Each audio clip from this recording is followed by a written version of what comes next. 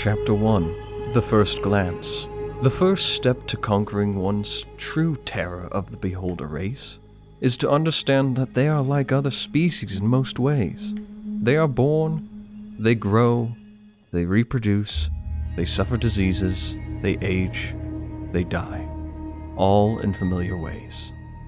From the darkest depths of the Underdark to the outmost distances of the Farlands comes a creature so vile and consumed with hatred that it has earned itself front cover of countless monster manuals, the topic of an almost endless supply of lore, and fear of so many players to sit at the table for Dungeons & Dragons. My name is Jimmy, the local game master, and today we will cover the very creature that can even dream itself into existence. This project was the culmination of several weeks of research and preparation, and has by far cast a looming shadow on the remainder of the lore videos I have created thus far. So if you enjoy it, please leave a like, subscribe, and let me know what you think about everything in the comments. In order to dive into the lore of such a creature, I've divided the lore into multiple chapters so that we can build on each and gain a greater understanding over the course of the video. So chapter 1 is simply this chapter, which is really just the introduction. Chapter 2 will focus on the initial introduction of Beholders to D&D and their origins. Chapter 3 will explore the internal and external anatomy of the Beholder, as well as their personality and eye functions, finishing with a summarized description of Beholder variants to set a groundwork for the remainder of the video. Chapter 4 will detail the ecology of Beholders with one another and focusing on relationships between other creatures. Chapter 5 will cover diet and life cycle, including the conceptual reproductive practices. And Chapter 6 will talk about Beholders and their layers, covering solitary layers and their amenities. Chapter 7 will go over Beholder society, combat, and war.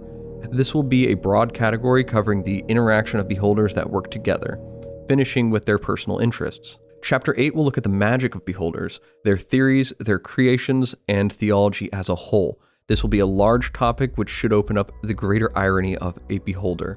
Chapter 9 will cover a brief explanation of Beholders appearing in different campaign settings and worlds from different depictions of them.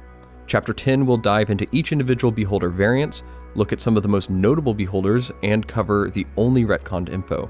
And lastly, Chapter 11 will be a summary of everything and take a peek at 5.5e AD&d's Beholder, and do some comparisons and analysis in closing, along with some other small tidbits for fun. Other than the chapters, a pertinent consideration regarding this lore for Beholders in Dungeons & Dragons is what sources I am using for this video.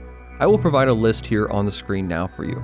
The strong ties to the research focuses on supplemental material over module-based lore, and among these sources there will be 3 outliers. No, not those 3. That set themselves out as the most important of the lore resources for Beholders. 2nd edition's AD&d's I, Tyrant, 3.5 D&d's Lords of Madness, The Book of Aberration, and 5th edition's Volo's Guide to Monsters. Each of these books were invaluable for expanding the greater understanding of Beholder lore in D&D, while also creating drastically different answers to different aspects of these creatures. In a nutshell, one book will make the claim that a Beholder would reproduce by dreaming about itself, while another would claim the Beholder would have a physical birth pathogenically.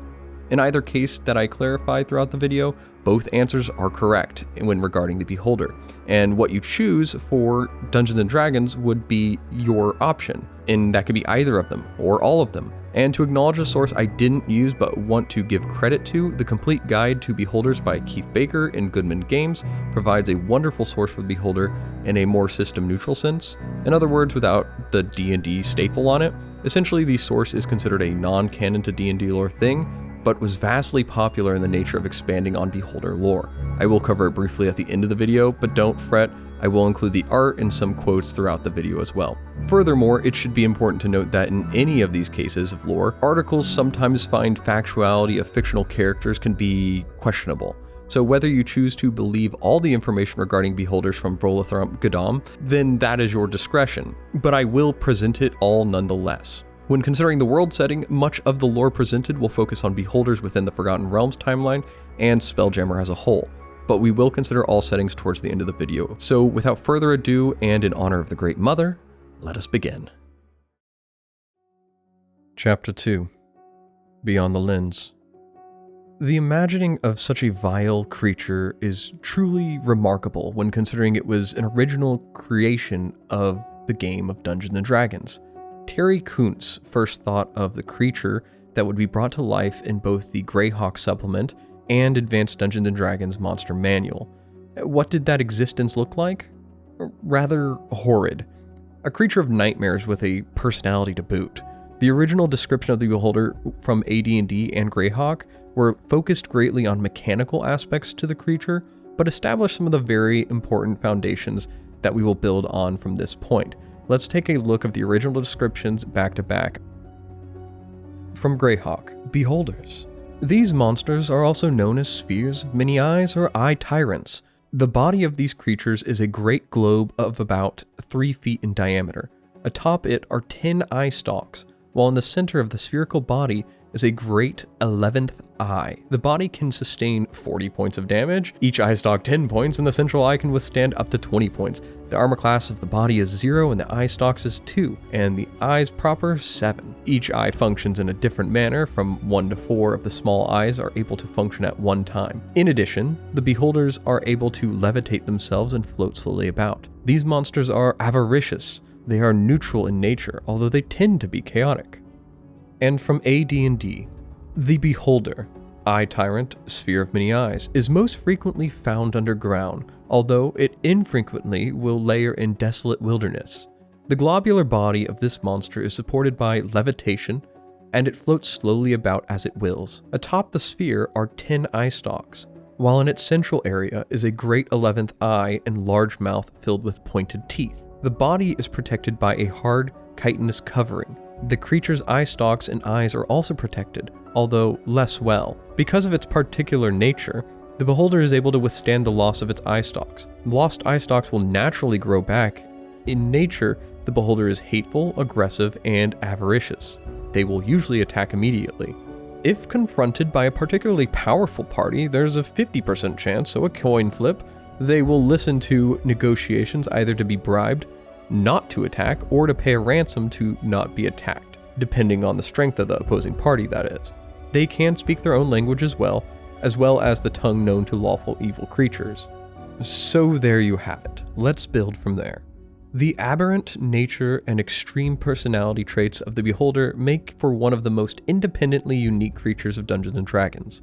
From a wide variety of variants to the minute, indistinguishable differences between identical beholders. The first description of the Beholder helped us establish a groundwork of understanding we will expand on over the course of this journey.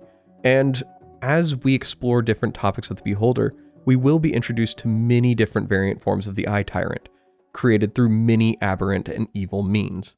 Among such variants, we will always have a control, which will be the standard Beholder. The standard Beholder is what the original Monster Manual defined, as well as any Beholder I don't clarify as a Beholderkin or an abomination. Primarily, the foundation of these monsters follows a notion that each individual Beholder is unique among their kin, thinking themselves superior to others for having the species' truest form of racial purity.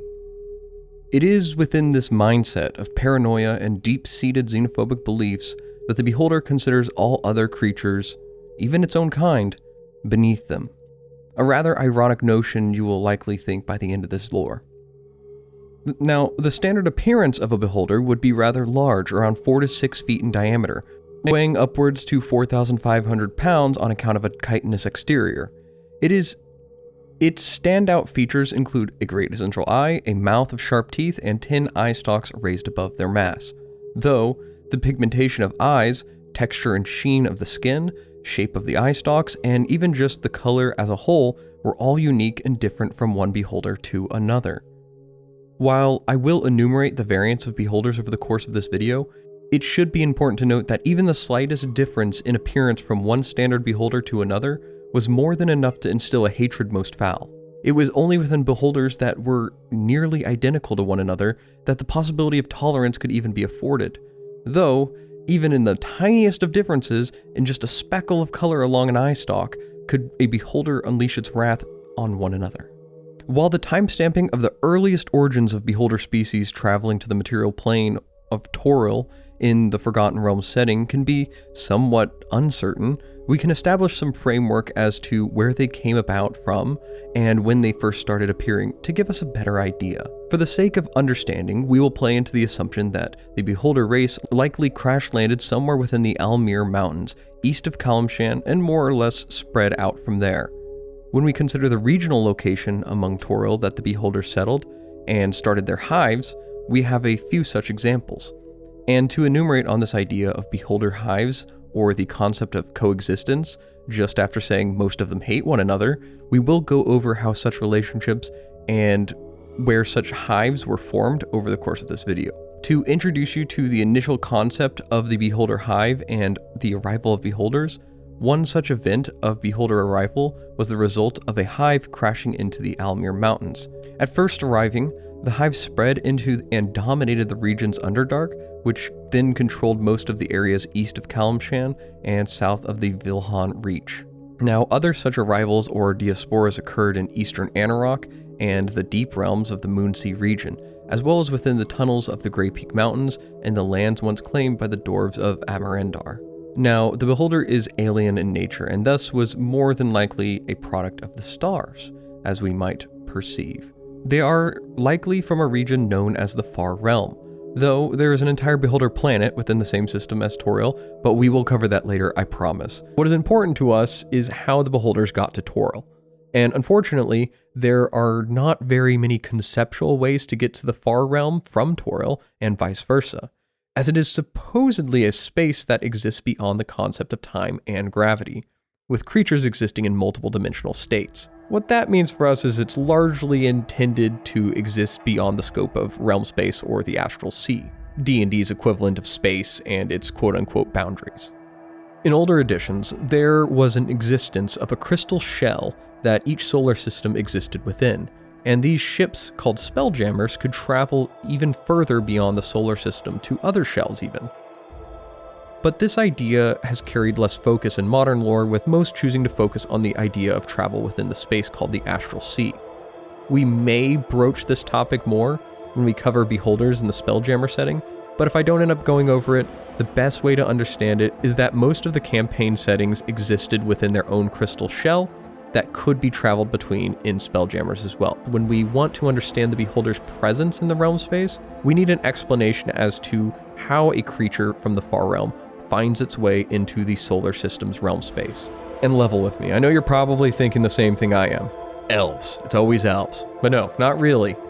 Although, there are a few references of a connection to the Far Realm being made to Toril, potentially letting aberrant creatures in.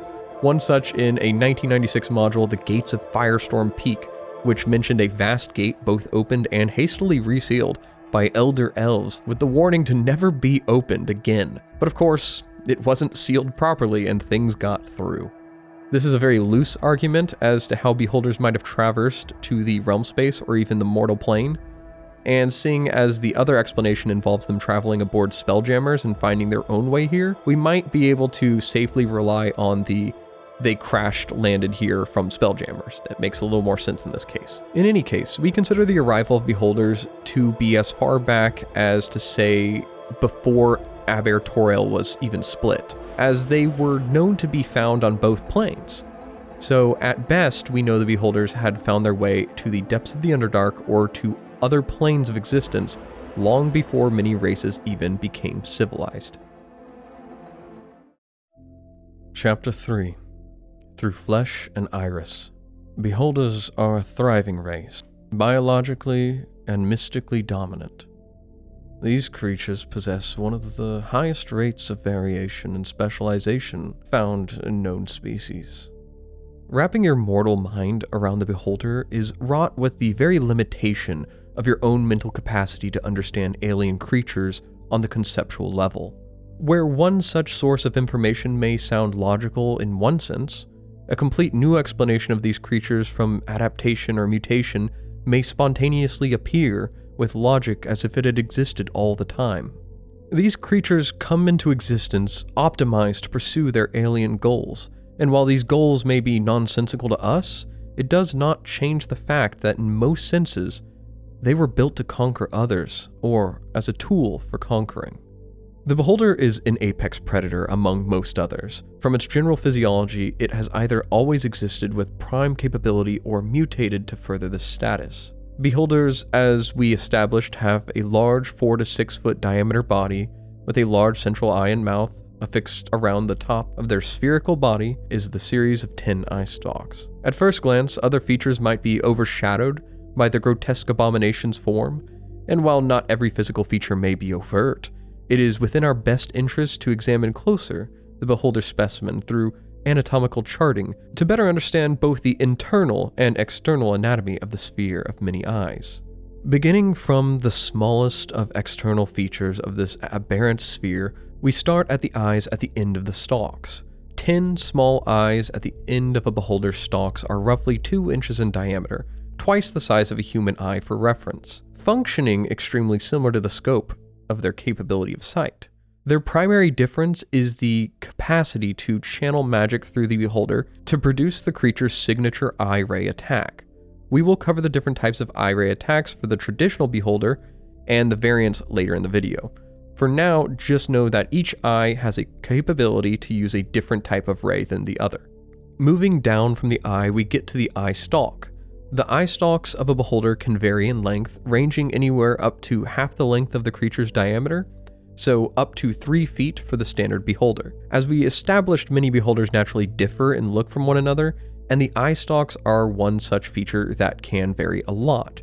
Eye stalks between beholders can be flexible, but they can also be jointed, multi-jointed, and chitinous, with only a little flexibility.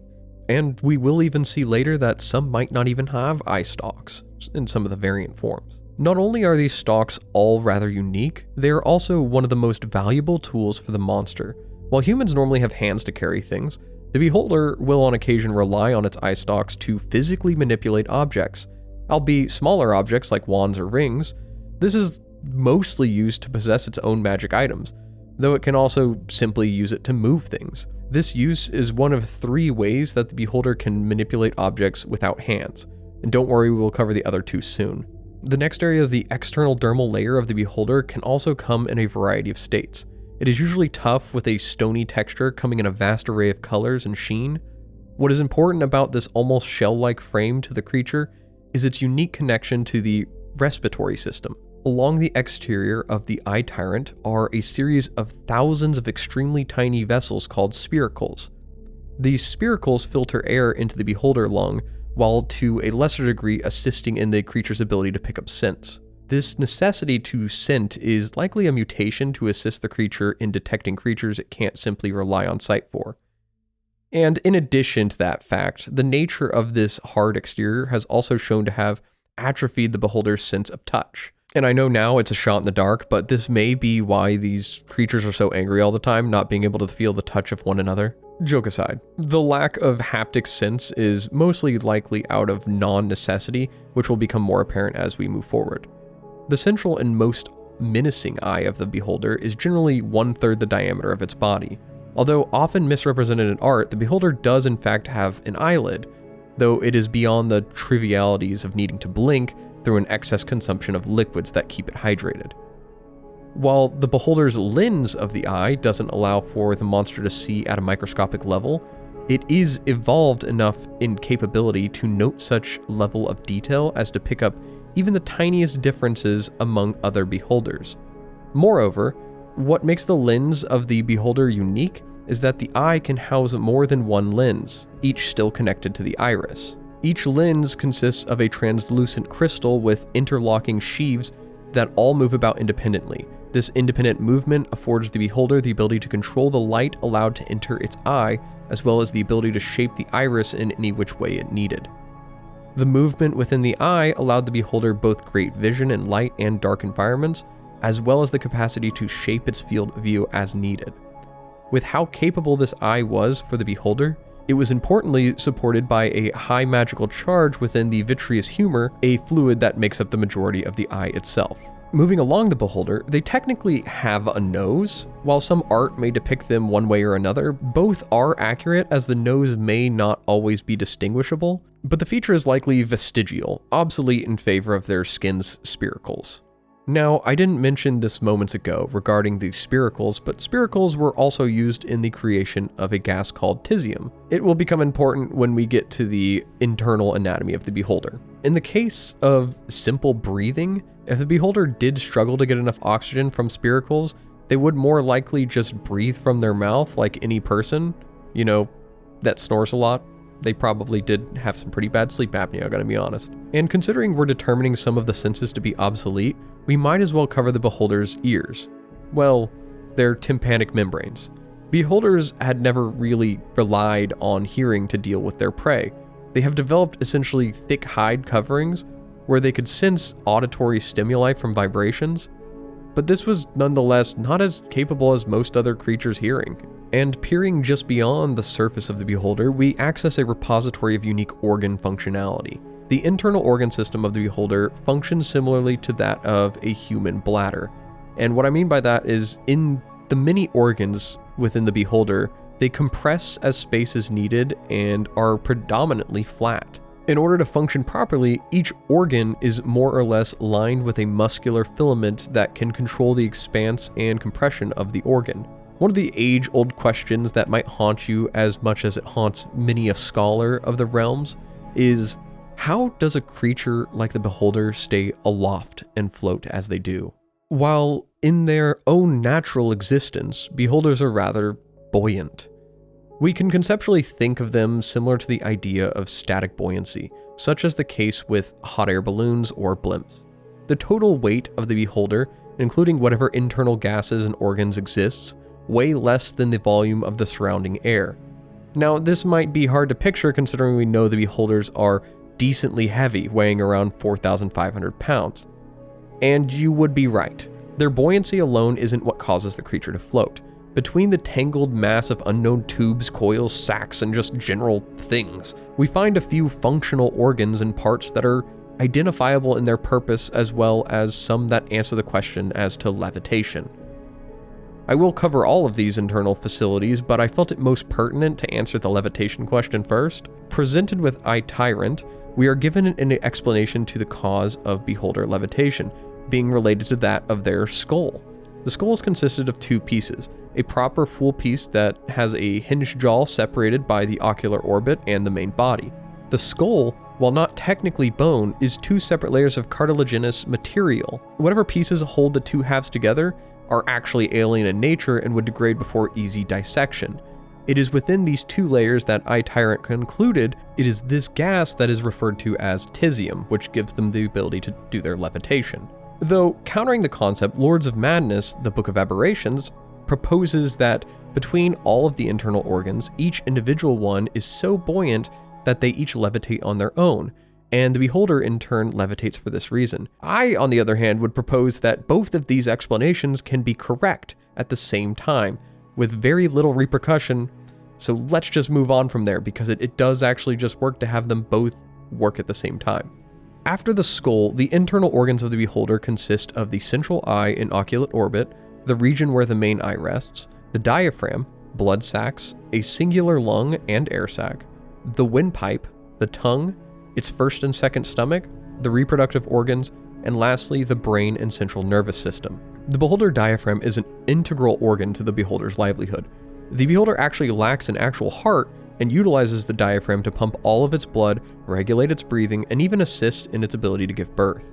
The blood sac is the depository when the diaphragm contracts and facilitates the release of blood to the blood vessels when the diaphragm expands.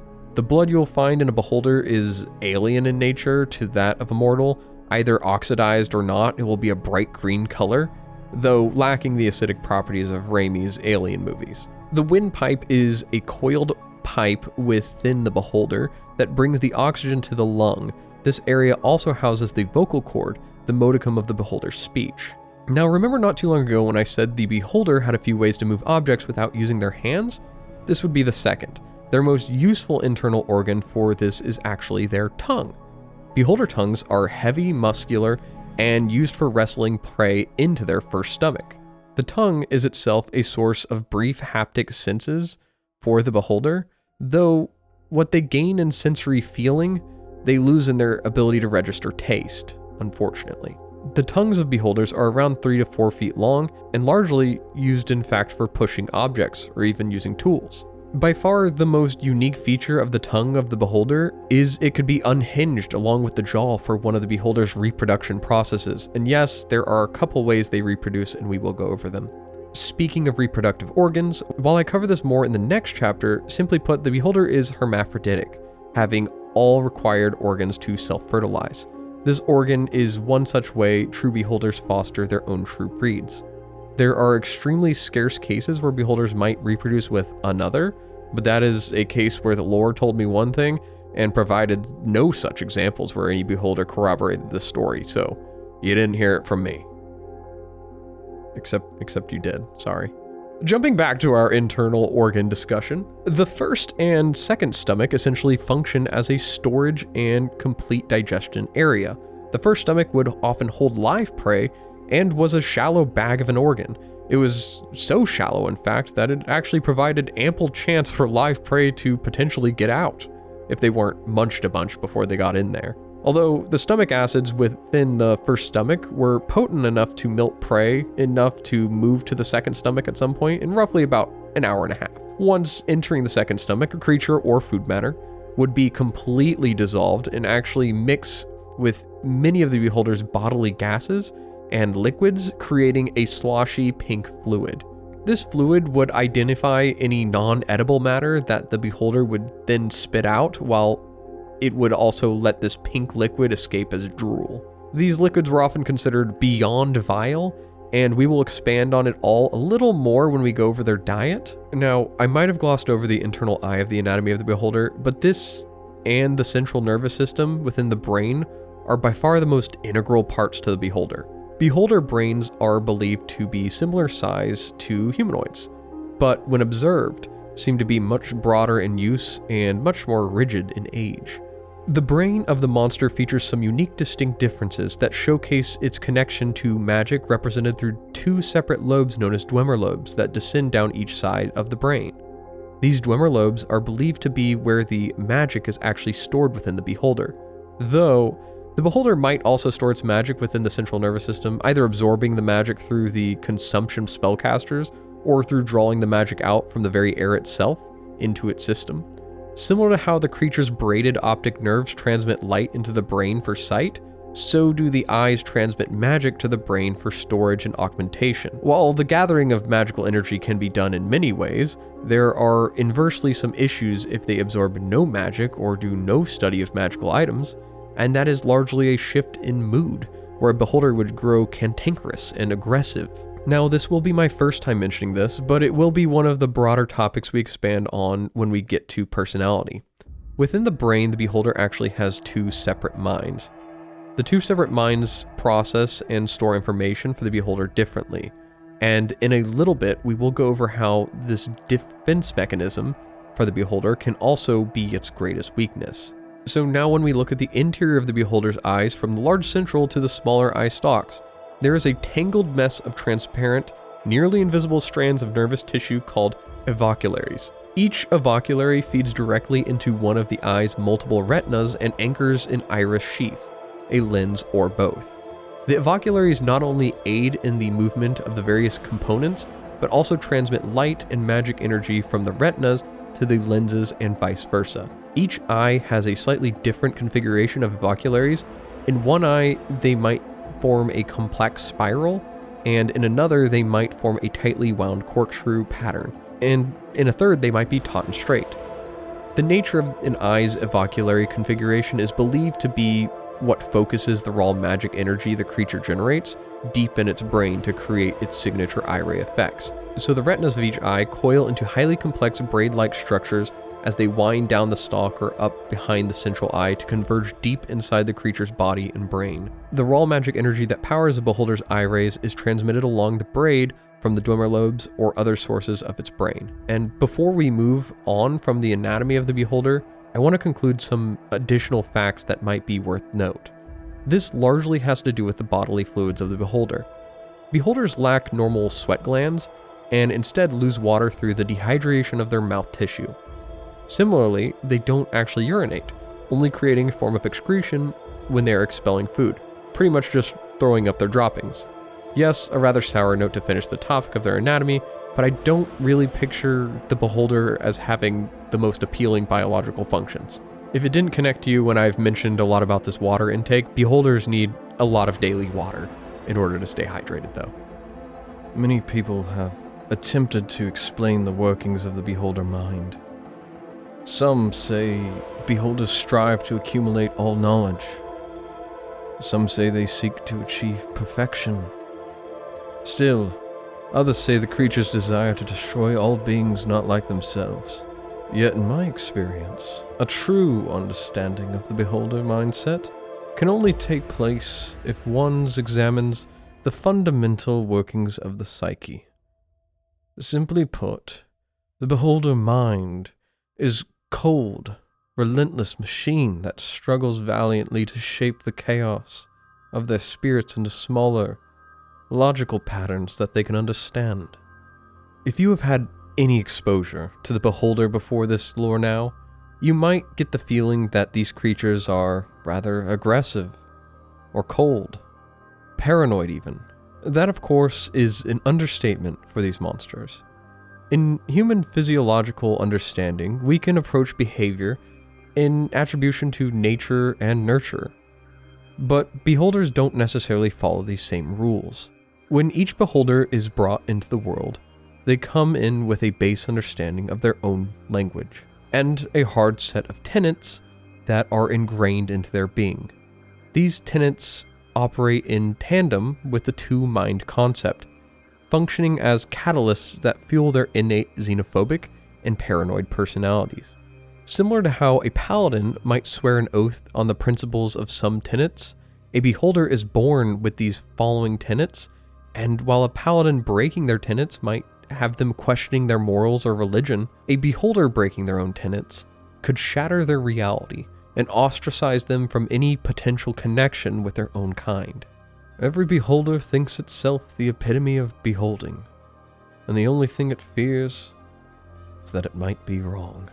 These tenets are in no particular order, all being quintessential to their continued existence. I represent the ideal. Every beholder believes itself to be a paragon of what a beholder is and should look like. All others are flawed, even in the tiniest of margins. This mindset can further be pressed knowing that each beholder believes that they are the true offspring of the Great Mother, deity to all beholders. We will talk about the Great Mother later though, when we consider the theological practices of beholders and the ironies of the existence there.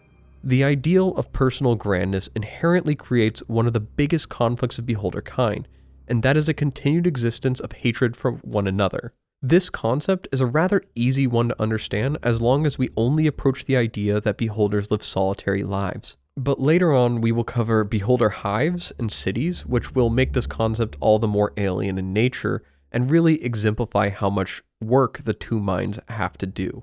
The next tenet is, nothing that is not ideal has a right to exist. It exists only for my purpose. This belief system justifies enslavement or destruction of any creature the beholder does not like. Beholders have no care for anything that is not themselves, whether something is flawed and sentient or flawed and non-sentient. Both are flawed and have no overarching worth in the eye of the beholder. Essentially, everything at the end of the day is disposable. This tenet further establishes a level of arrogance in beholders unlike any other creatures, because they truly believe that the only thing that could be a problem to them is something of equal power, and the only thing of equal power to it is, well, another beholder of the ideal breed. And quick side note, I will toss the term ideal breed and true beholder around. These are synonymous terms, essentially referring to each individual beholder's perception of themselves or beholders that look so similar to themselves that they could be categorized as close enough. We will build on that idea soon. So when we get to the case where a beholder is faced with something it cannot easily destroy, such as powerful adventurers, it assumes that the only real reason something could even be such an issue for them is certainly because another member of the ideal breed is in cahoots with the enemy. This logic allows the beholder to rationalize the continued existence of such inferior creatures. Altogether, this faulty thinking is fueled by the two minds, and dually justifies their innate paranoia. The next tenet is, knowledge is power. probably one of the less difficult concepts to understand. To a beholder, more knowledge means better influence, better skill, and destructive power. That is why it must seek it out. And if we want to feed their paranoia, they must have more knowledge. Because if not them, some other beholder might be conspiring against them in the wretches of the world. Beholders really like to fixate on certain knowledge, so much so that when a beholder fixates on something, it can often be treated as a compulsory action. Their desire for something they believe belongs to them is so great that they will toil, plan, and fall into paranoia to their own mind for any such solution as to how to acquire it. This blends really nicely with the last tenet. It is necessary to acquire knowledge at any cost. I have knowledge others do not. Some of these ignorant creatures are of the ideal breed, therefore, others of the ideal breed are out to get me. What really makes this mindset as a whole so dangerous is beholders, while being geniuses in the toils of their goals, they're rather blind to the functions of things they determine to be unimportant. So non-beholder societies are alien to them. More so, they're just beneath them.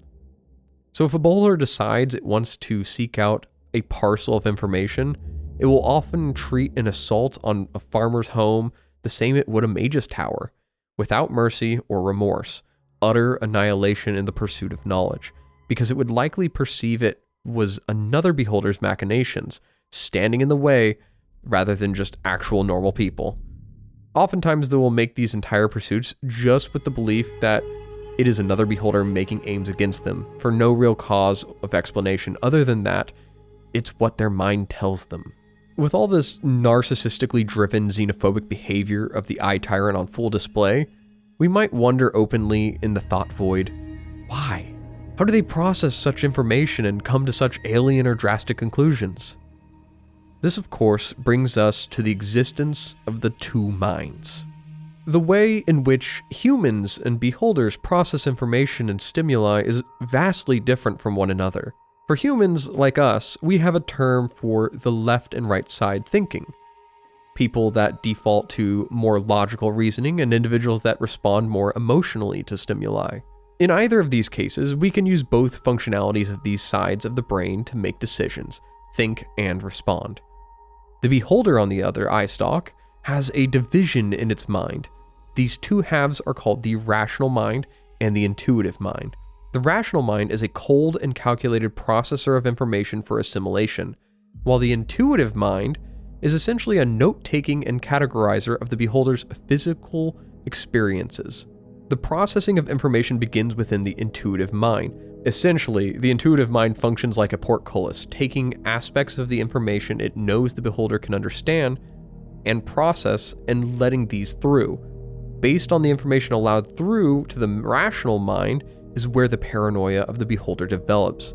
Since not all the information to explain a scenario the beholder is witnessing is always given to the beholder, it is forced to fabricate the truth it is witnessing and explain it the way that would make sense. So when we look at the rational mind, this is where you'll find the beholder's permitted memories, theories about the memories the intuitive mind suppresses, theories about its random emotional states, the plans it compromises, memories of its own memory failing it, and rationalizations it developed from suppressed information, concluding us with all the information it is taking in and acquiring from the intuitive mind is designed to keep the beholder moving forward in its destructive habits and xenophobic beliefs. Now, on the other half, within the intuitive mind, the beholder carries all of the complete memories of its failures, the suppressed memories, the suppressed knowledge, and most importantly, the theories that could shatter their rational mind, ultimately showing us that the intuitive mind is designed to feed the beholder half-truths, withhold information, and sabotage logical thinking, when the conclusion would lead to an answer that is antithetical to their ingrained beliefs. That said, this very defense mechanism finds itself to be one of the greatest weaknesses. A couple moments ago, I referred to the function of the beholder's mind as a portcullis. If we imagine this portcullis to be a grate with holes in it, then we are exposed to the weakness of the two mind systems. While the intuitive mind is excellent at filtering the information for the beholder, there were circumstances where a beholder would receive information or a stimuli that the intuitive mind accidentally allows through the grates of the portcullis. This can be because the beholder was injured, a mutation, or some other disrupting factor. But When this happens, if the beholder can't rationalize it effectively to their tenets, then it can cause the beholder to question any of its core beliefs. Even if the briefest of moments it comes into question its own core beliefs, it is enough to drive the beholder insane, and according to other beholders, this would mean they are considered demented. And even though the demented beholder would still be, by all means, evil, this could have them cast out of their hives as exiles or straight ostracized by true beholders if they were from another sect of beholder kin. We will expand on this idea over time with exiled beholders and beholder societies as well. What remains of this chapter is to develop the framework for the remainder of the lore. In order to avoid a great deal of confusion, establishing the groundwork of some of these concepts will make the majority of the information easier to process. So let's go over the standard beholder's eye rays. We will expand on all the variant beholder eye rays later in chapter 10, just so you know. The standard beholder has 11 eyes. From the central eye, it projects a cone of anti-magic that is generally around 120 feet in length, but it can vary based on addition.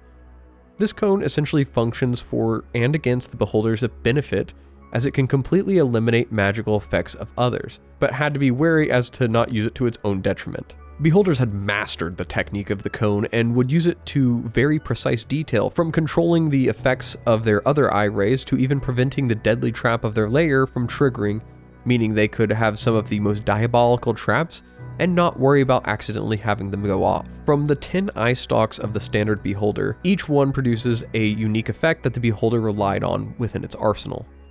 As we established, these smaller eyes were rather potent in what they would send and receive magic energy. And when a beholder desired to use an eye ray, the brain would send an impulse along the optic nerve, telling the eye to release a portion of magical energy out through the pupil. The pupils would then contract to define the beam emission, while the lens would alter the shape to focus the emission. As they appeared, the beams were visible to the human eye, giving off a small amount of light and a unique color depending on the eye ray. Other than severing the eye stalk before the ray fired, not even blinding the creature could stop its attacks.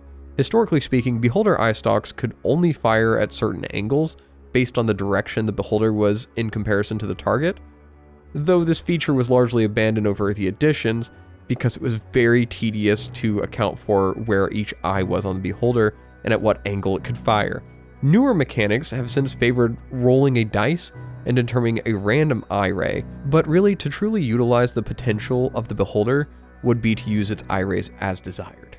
This initial explanation will talk about the original eye rays beholders had in older editions, but I will clarify the eye rays and how they changed later on in the beholder variant chapter. In order, the eye rays were as follows.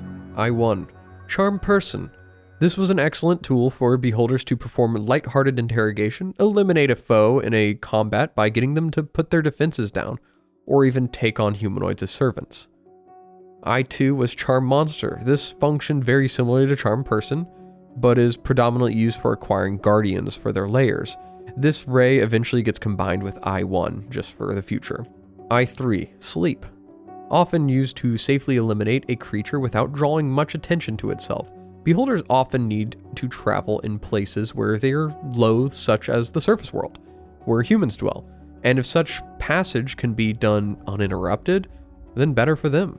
Eye 4, Telekinesis. This is the last form beholders have to physically manipulate objects, and by far their favored way. The beholder uses telekinesis for almost everything someone would use hands for, though unlike humans, beholders have another level of mastery with telekinesis to the extent of a culinary master in their knife skills.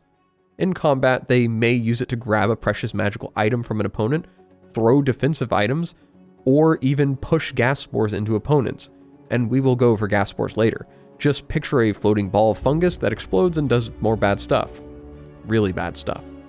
Eye 5, Flesh to Stone. Another one of the more versatile eye rays for the beholder, petrification is a much more powerful tool in the eye of the beholder than even like a Medusa. The beholder can end the effect with its anti-magic central eye. Beholders will use the ray to store food as statues. They will also create very realistic looking art or defensive walls. And one last much more diabolical thing we will get to when we cover beholder cities. Eye 6, Disintegrate. Disintegrate is probably the ray that gives the beholder much of its notoriety. As we know, beholders really only love themselves. But if there was a close second, it wouldn't be another real person. It would be what they think the disintegration ray would look like if it were a person. Beholders use this ray to create their homes, make structures and sculptures through a combination of their anti-magic cone and the disintegration ray, essentially creating a precision tool. And of course, turning parties and their characters and pets and everything they hold dear to dust. That's just a small feature. The mastery of this control allowed beholders to truly shape their homes, though, and their tunnels as desired, adding almost intricate levels of details of art to their layer that showcase their personality and their power. I7 is the Fear Ray. Fear is a reliable eye ray for the beholder to prevent itself from being overwhelmed. Fleeing creatures also give the beholder an inflated sense of ego, but most importantly, the Fear Ray was a really useful torture tool. I8, Slow. The Slow Ray is rather straightforward in its effect. It essentially just made creatures act slower, and this was by far very useful in combat for the beholder as they would target notably quick creatures with such effects. I9, Cause Serious Wounds. A straight damaging attack for the beholder, not their deadliest ray, but still very useful. This ray was inevitably replaced with something else as well. I10, Death. Now, here is the deadly ray. If the name doesn't give it away, the Death Ray in older editions essentially required players to make a saving throw versus death, whereas in the newer version of the spell, if a creature was dropped to 0 hit points, they just die with no death saves. In either mechanic, the Death Ray was generally a large amount of damage or just straight death, making beholders truly a threat to all. As a DM, I have done this to a player, and it can suck for them. A fun and rather weird note to include regarding the eye rays is most of them actually don't work on other beholders. So while the concept of a beholder fighting a party of adventurers can seem horrifying for the adventurers, the fight between a beholder and another beholder boils down to being a rather awkward aerial biting contest because their anti-magic cones and the fact that their eye rays generally are ineffective on each other. I know this could be pictured in a gruesome, epic way where the beholder is locked in the thrones of combat with one another trying to rip out the organs of the other, but to the other onlooker 30 feet away, it might just look like they're hardcore kissing each other. The other groundwork we need to establish is to introduce some of the beholder variants for the benefit of some of the upcoming chapters. I won't go into exceptional detail on these beholder variants at this time, just enough for the next chapters to make more sense. We will cover all of them in chapter 10 though, so we will get to it. There are primarily 3 groups of beholders. You have true beholders, beholder kin, and beholder abominations. Among these groups, each has a wide array of beholders we will cover. For this initial introduction, we will only really be covering the majority of the true beholders and one beholder abomination. I think it's important at this point to emphasize, just because 2 beholders were considered true beholders did not mean they got along. It just meant that they were not beholder kin or abominations. True beholders is mostly just a classification to say it is not that different from the standard beholder. By all means, if they did not look alike, they did not get along. So other than the standard beholder, our next true beholder is the beholder mage. These were beholders that had gained the ability to practice magic after losing or sacrificing their central anti-magic eye. The next beholder we need to cover briefly is the Hive Mother, also often referred to as the ultimate tyrants. While they are called Hive Mothers, this was largely because they were seen as leaders, and the colony of elves that discovered them were matriarchal, so the name was associated that way by matriarchal elves. These beholders are much larger than the standard beholder, with eye stalks built into their body without stalks themselves, the art often portraying this detail.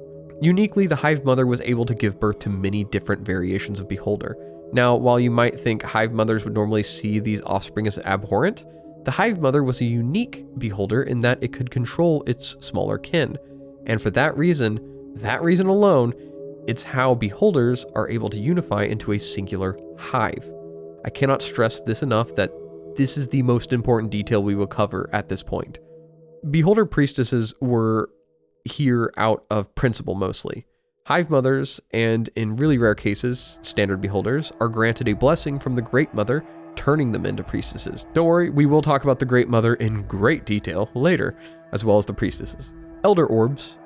Elder orbs are essentially the result of beholders going likely through some uncontrolled mutation. That means they no longer need to worry about their lifespan. These beholders are often much more magically capable, like the beholder mage, and can even control some other beholders on occasion. Though with their increased longevity, their body is not afforded all such blessings and will fail in some degrees, like their eye stalks failing or their mere physicality deteriorating. The last beholder I want to include in this preliminary description is the Overseer. Unlike other beholders, the Overseer was a beholder abomination. Rather than being the ideal image as expected of a beholder, the Director, and all abominations for that matter, are often vastly different in appearance, as they're often created by the Hive Mother to fulfill some form of purpose. You might be thinking, well, don't beholders hate one another when they don't look like each other?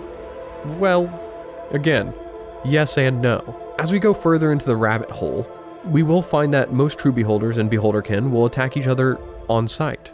But for some reason we will discuss a little later on the Hive Mother, the Hive Mother doesn't choose to kill all those different than them.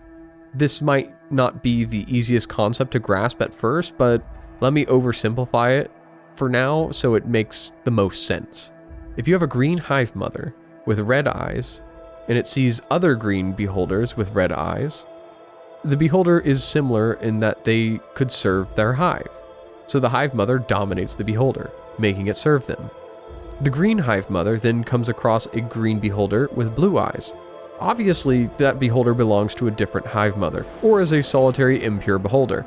Kill on sight. In the other case, if the Hive Mother comes across an abomination that isn't theirs, it is also killed on sight, because as we know, generally only Hive Mothers make beholder abominations, and this one isn't theirs, which means there's probably a Hive Mother close by. So when we understand that concept, we can look a little more at the Overseer's purpose. Overseers specifically were designed to essentially control other beholders on behalf of the Hive Mother, essentially working as officers to the Hive Mother.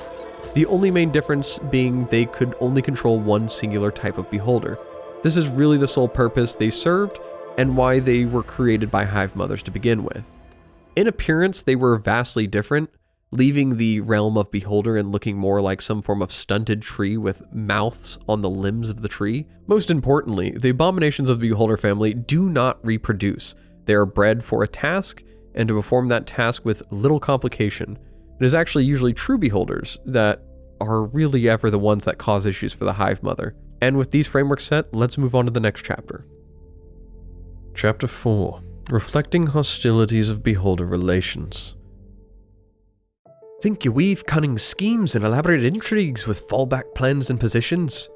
Beholders change, refine, discard, and spin anew scores of such plans. All the time, to the average beholder, human intrigues are the fumblings of babies. Elminster. The concept of a beholder forming a lasting bond should be a foreign concept to their identity. Between their deep-rooted paranoia, ingrained desire for the pursuit of knowledge, and rampant xenophobia, beholders often hold all others as far away as possible. So when we observe the beholder in the service of a Hive Mother, we know these relationships to be manufactured and forced fraternizations. Looking from ecological relationships between one beholder to another, we first and foremost must consider the true beholder, pure beholders, and just pure breed terms. All of which these terms refer to beholders that resemble one another. So much so that the only chance of conceptual hatred from small details are overlooked or disregarded when we consider domination. A good way to view this concept is that most beholders live solitary lives, and in most of these cases they will find such minor differences and view the other as a traitor. In the case of beholder hives, the Hive Mothers make the determination as to which other beholders are traitors to their appearance. Now, traitor beholders, and in most cases abominations, are treated as the greatest threat to the true beholders, which historically has sparked large genocidal wars amongst their kind. The problem with this idea is there are only two views for beholders: true beholders and traitors. And each individual beholder believes itself down to the texture of skin as utter perfection, with all others being pale comparisons. Nothing more from the planes of the far realm spurns hatred in a beholder more than their hatred for one other beholder. As I have more or less inferred, in rare cases, two beholders might initially view themselves as similar, but due to their paranoia, such relationships would deteriorate as they would find differences in one another over time and would ultimately lead to a gruesome fallout when they notice the tiny imperfection of the other. The idea of their hatred for another is so abundantly obvious when you consider the other true beholders, like the beholder mage or elder orb, who both drastically look physically different. And you might question how long it takes for a beholder to determine if another is close enough to resemblance. And considering the rate at which they process information, we might be able to see a brief hesitation, but more than likely if they identify a physical difference, it's on sight. So now we will explore more of the beholder relationships when we talk about beholder hives and cities, because if it isn't apparent, those function drastically differently than the solitary beholder. In the other direction, when we glean the beholder's relationships with other creatures, we actually have a rudimentary system to distinguish creatures' importance, and largely it has less to do with race and more to do with a metric that they created. Beholders classify other creatures simply into 5 categories: powerful, dangerous, usable, inferior, and inconsequential. Powerful creatures have either more power or knowledge. Said beholder will have to plan carefully to exterminate this enemy. This commonly includes giants, gods, fiends, powerful undead, and most dragons, along with some other strong monster variants. Now, dangerous creatures are those that could harm the beholder, but also that it too could harm as well. They often have needed information by the beholder, so it will seek to subjugate or destroy it to extract its knowledge. This includes humanoids, intelligent undead, and powerful magical effects. There are rare cases where solitary beholders could align goals temporarily with other solitary beholders to achieve defeating a singular threat, but of course, betrayal at the end of a goal is likely, not because the beholders would want to betray the other, but they would be so paranoid that the other would betray them that they would have to betray each other. It's rough. Usable or useful creatures pose little threat, but may have useful abilities. These are creatures that they seek to dominate and keep as useful tools. While the task might seem like a constant task for beholders in modern D&D, where domination spells might last an hour, in older editions, when creatures failed their saves, they often would only get to make a new saving throw only after a given amount of time based on their intelligence, and that could be months for some creatures. Useful creatures could include goblins, kobolds, giant insects, gelatinous cubes, or even predatory fungus. So next is the inferior creatures. These often have nothing the beholder wants and really just take up space. These will either be enslaved or destroyed, including non-intelligent undead, gargoyles, gremlins, and even lizardmen. I had to ponder the idea of why gargoyles in particular were considered useless, and it is most likely because they were statuesque creatures made by non-beholders, which is the equivalent of an artist being really offended by someone else's work, because beholders are really into their own statue making. So the next is inconsequential creatures. These are considered generally easy food. This may include animals and beasts. In general, any creature that doesn't have any knowledge they seek. These are likely creatures that would get turned into stone and stored for later consumption. Before we continue with the specific types of followers beholders try to keep, we should go over beholder language and why that's important. Given the vast interactions of beholders, it is very important that they understand the basics of communication in a language other than their own. So in general, all beholders can speak common, often sounding guttural. It is mostly so they can interrogate and menace anyone they capture alive.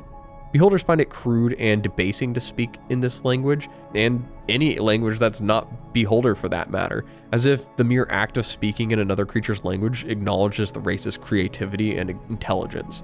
Depending on the edition of D&D you pick up, however, you might find that they might speak different types of languages, either the form of alignment languages of earlier editions, or even deep speech or undercommon. Now, the language of beholders is difficult, but not impossible for humanoids to learn and speak. It is largely a guttural language that incorporates plenty of lip smacking, gurgling, and slobbering. A lengthy conversation between two beholders that don't immediately try to kill each other can quickly douse the surrounding area with drool and frothy pink excrement. Strangely, the beholder language does not include, however, a word for the name of their species. The term beholder is an appellation granted to the race by those they deem inferior, as each beholder finds the idea of belonging to a beholder race as disgusting. As we know, they all assume that they are a one-of-a-kind representation of the Great Mother, and in the rare occasion that one beholder befriends another, it typically refers to the other by just its name, perhaps the greatest way to give respect to another person. And it is likely rather slobbery, as beholder names are long, complicated, and to humans often hard to pronounce. Why? Well, the beholders choose their own names in their first years of existence, and they will often come up with exotic sounds their mouths can make.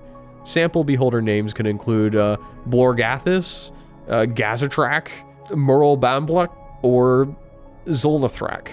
Now, on rare occasions, a sane beholder that establishes itself as a leader of a guild or lesser beings adopts a more easily pronounceable name formed in the language of its own minions. So these names could include stuff that you're probably excited to hear, like Cinderglare, or Eyebiter, or Orbeus. No, not Morbius. Orbeus. Now, I know for a moment that you're saying, wait up, hold a minute, you said sane beholder. This is really used for like a nomenclature term for beholders that are actually considered demented by their own kind. Essentially, in the case where their tenets were questioned, some beholders can, to an extent, access the rest of their mind to see a level of reason. More often they are still evil, and due to being shunned by their own kind, they end up traveling and living in places where other beholders shun. Usually that means with humans. They will often charm whoever they can and have a cult form around them if they're not doing something else like a thieves guild. Ultimately, the sane beholder will find plenty of satisfaction when they are worshipped.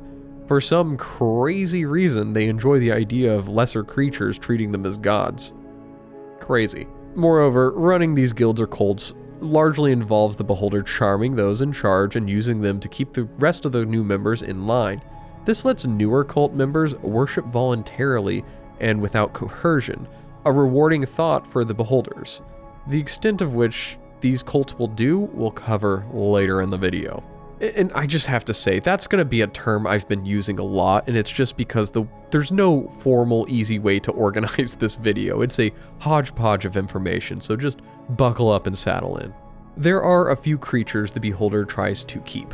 These refer to creatures that fall into the useful category. One of the popular creatures kept for the beholder schemes is assassins. Assassins were utilized to handle any creature that wronged the beholder. Beholders were paranoid homebodies, as we know, so they would often utilize their minions to accomplish their goals. So when they needed a creature taken care of, they would often gather information with spies and then send assassins after them. And it was only after the assassins were taken out that the beholder would change tactics and lure creatures to its lair with spies to kill them itself. Some of the best creatures to make up assassins were assassin-classed creatures, chokers, darrow, doppelgangers, driders, and rogues. They were all optimal assassins. Now, another useful creature was the entertaining creature. While beholders have their own hobbies and tasks they keep busy with, occasionally they will keep creatures that entertain them based on their taste.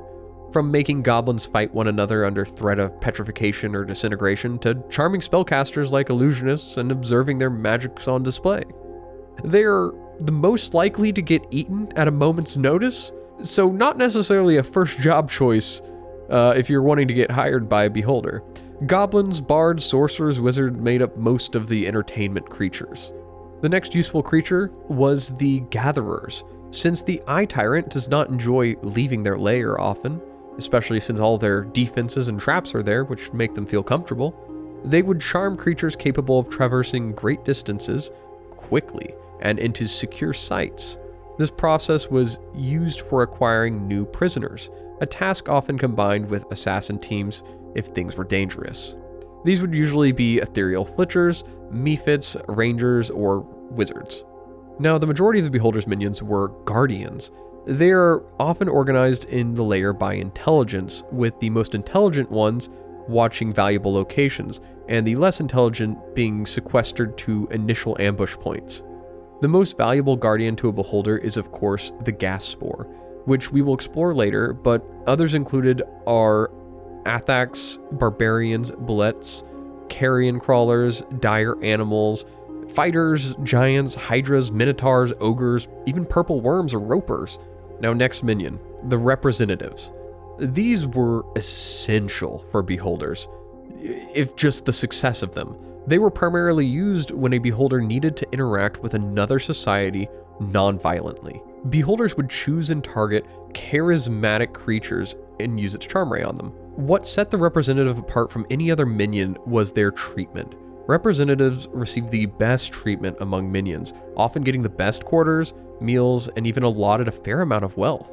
Beholders despised pretty much all creatures, but to a beholder, a minion was an extension of its power, and when a representative had the capability to acquire things they desired efficiently, then the representative needed to be both good at its job and understand the beholder's desires. To encourage the relationship, the beholder essentially would bribe the representative and treat them rather humanely. So much so that in many cases when representatives were rescued, they often would keep allegiance to the beholder on account of its treatment.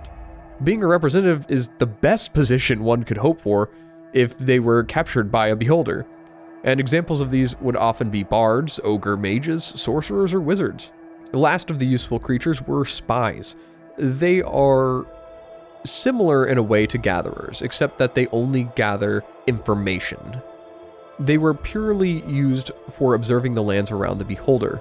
A spy typically remained in the field for about a week, returning to the lair well before the charm ray would wear off, just to report its finding. And if it isn't apparent, this information is considered a longer duration charm effect, like we had talked about, than the modern depictions, which may be a shorter time. So some of these examples of spies included like cloakers, kobolds, mephits, rangers, rogues, or water nagas. So beholders had a wide variety of minions that they would keep, so you couldn't always expect what to see when you went into a lair. Chapter 5. Cycle of Madness.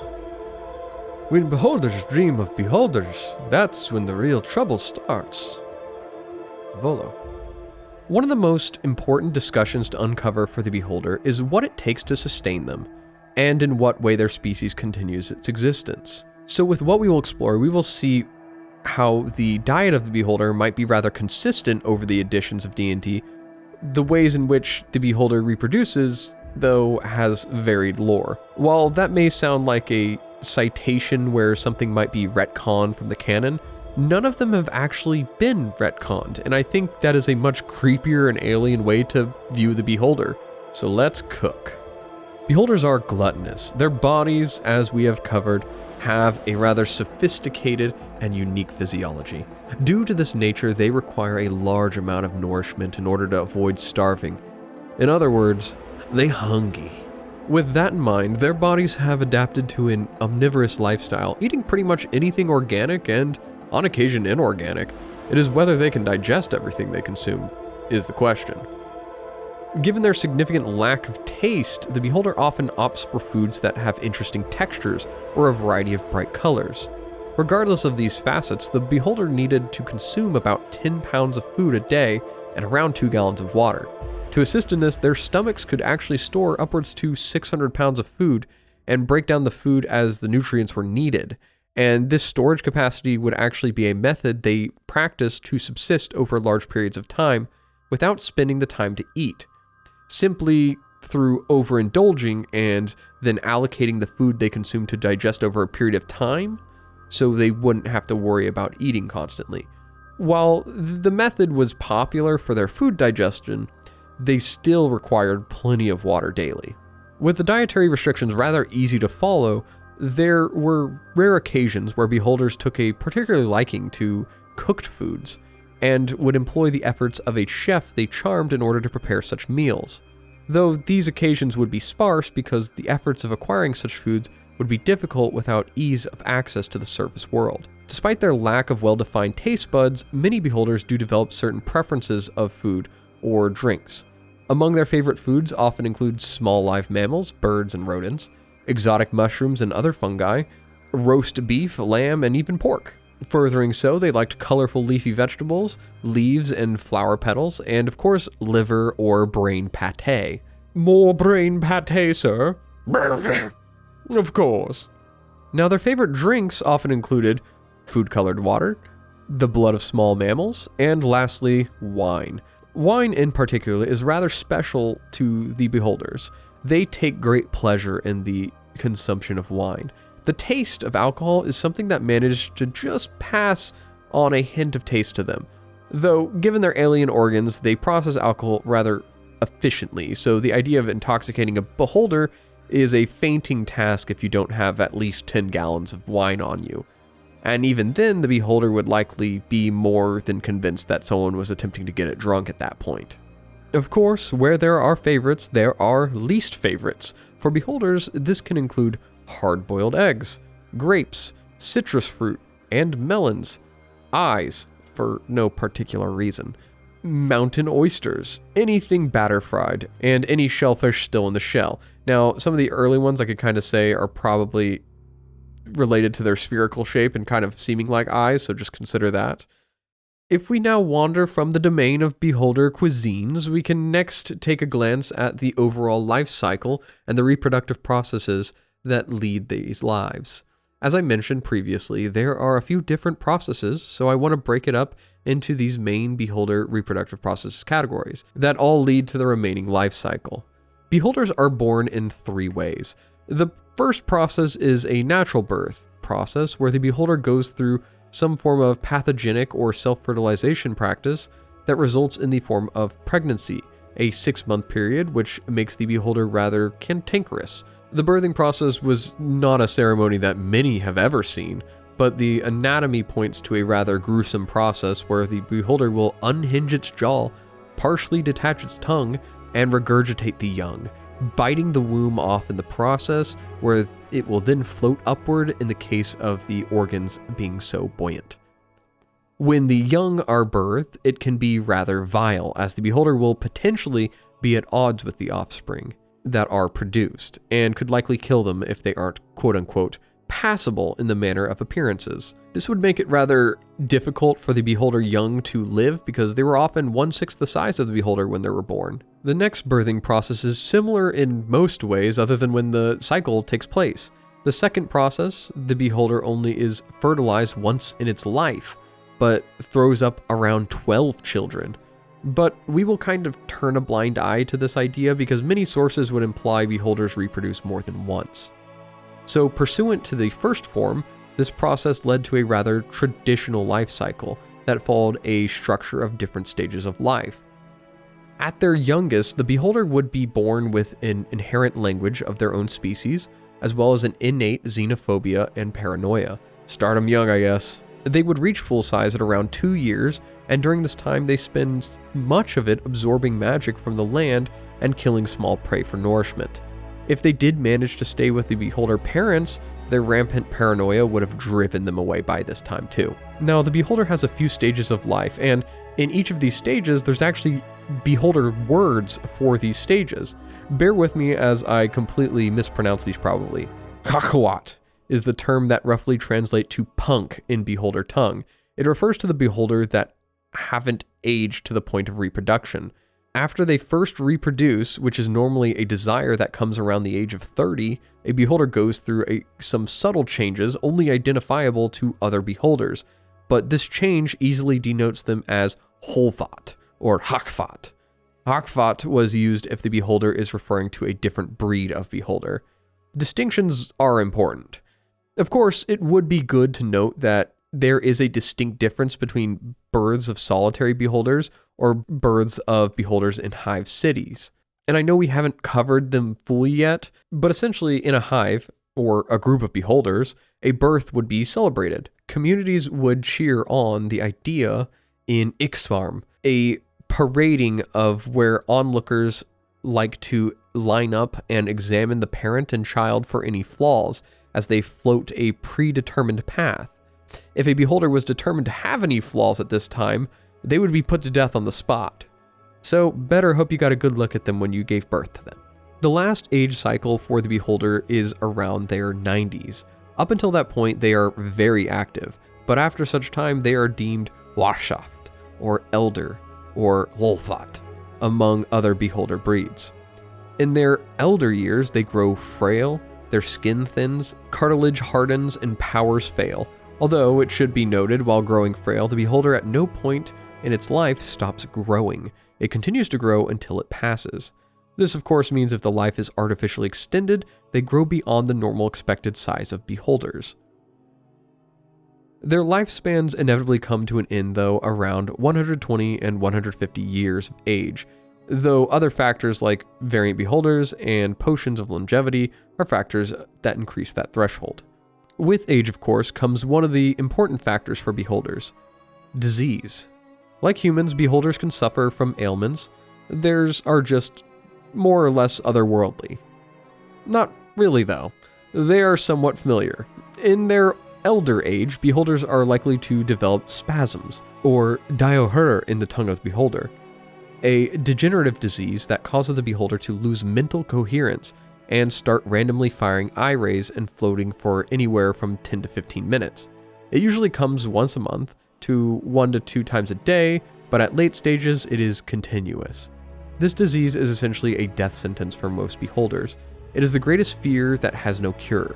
Now the next disease, Erorak, or mania, this condition is actually something that made beholders the most negotiable. It was one of the such ways that made beholders determined to be demented by their kin. The disease would appear in the younger years before the first birthing, and all that happened was the beholder would have a hard time identifying other creatures from itself, so it would view many other creatures as peaceful to it. It was a weird phenomena that could lead to an oddly peaceful beholder. The next disease we will cover for the beholder is meat rot, or malohur. This condition really just gave the beholders really bad pustules and blisters and was brought on by eating bad or expired meats, which was rather common given their lack of great taste. It did not have really many lasting effects, but one we will mention later. Now you probably obviously noticed that a lot of these names for diseases ended with ach or sounds. I'm kidding, you probably didn't notice that, but good job on the perception check if you did. The sound ach and in the beholder tongue are references to conditionals. Words that end in would often indicate illness, while ach would indicate a temporary condition. In either case, it simply implies some level of treatment for some diseases and less so for others. The last such disease to cover is one not native to planes, but that of beholders often traveling aboard spelljammers, and that is beholder eye rot.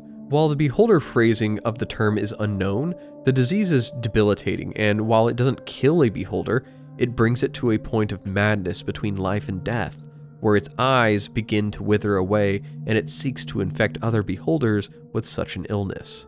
Now, regardless of this, when we get to the point of a beholder's death in general, it is in a concise sense, for the best understanding, we should consider the exterior skin and skeleton as different.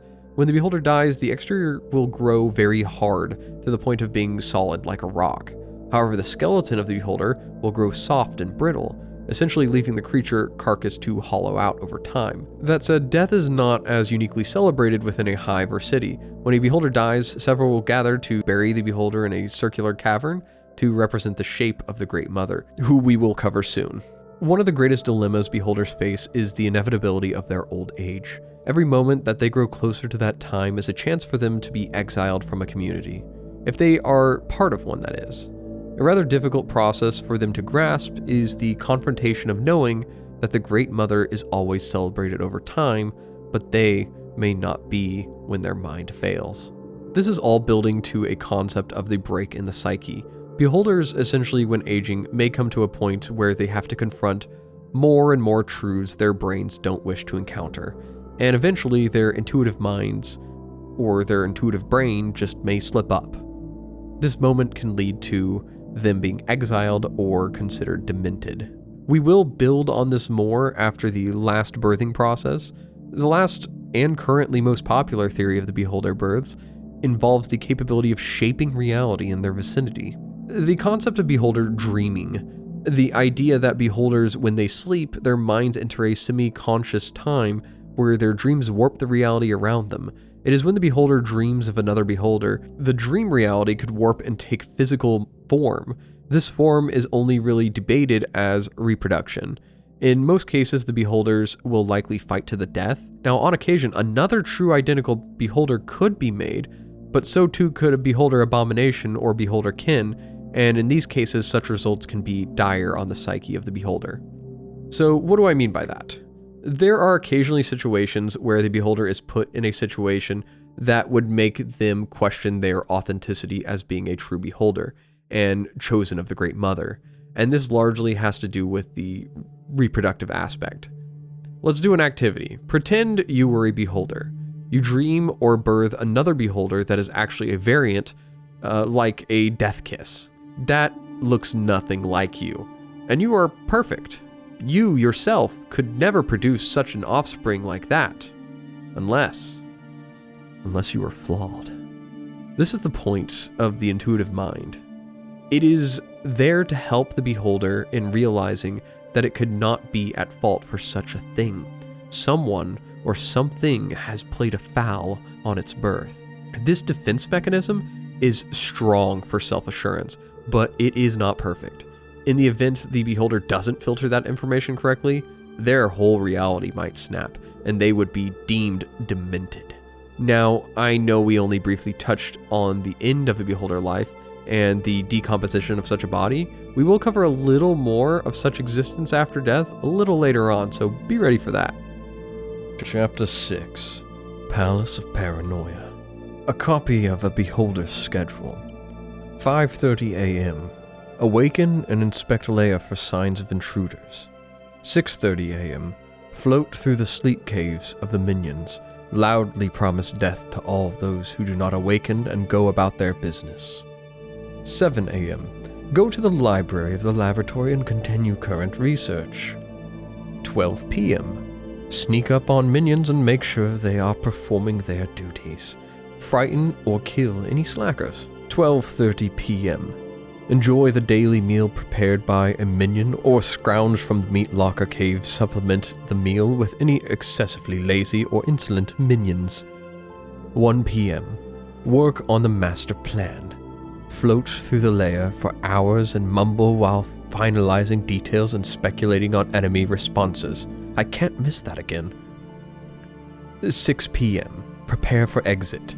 Endlessly grill the scouts and other minions on the mission. Make sure their puny minds have retained some portion of their orders. 7 p.m. Exit the lair. Scout the local region and observe humanoids at their activities. Note details of specific areas of interest. 12 a.m. Lead a raid on a home, bookshop, temple, or ruin. Collect needed information for research. 1 a.m. Return to the lair. Catalog findings, add to the map, and dictate communications to correspondents or relatives. 2:30 a.m. Go to sleep. Twisting tunnels, murder holes, putrid smells, and deadly spores. A few of many nightmarish amenities to the sphere of many eyes, egregious abode. What, pray tell, could one do to survive the peril of entry? Pray for absolution of your transgressions. Not many who delve the path to a beholder lair make it back whole, let alone make it out alive at all.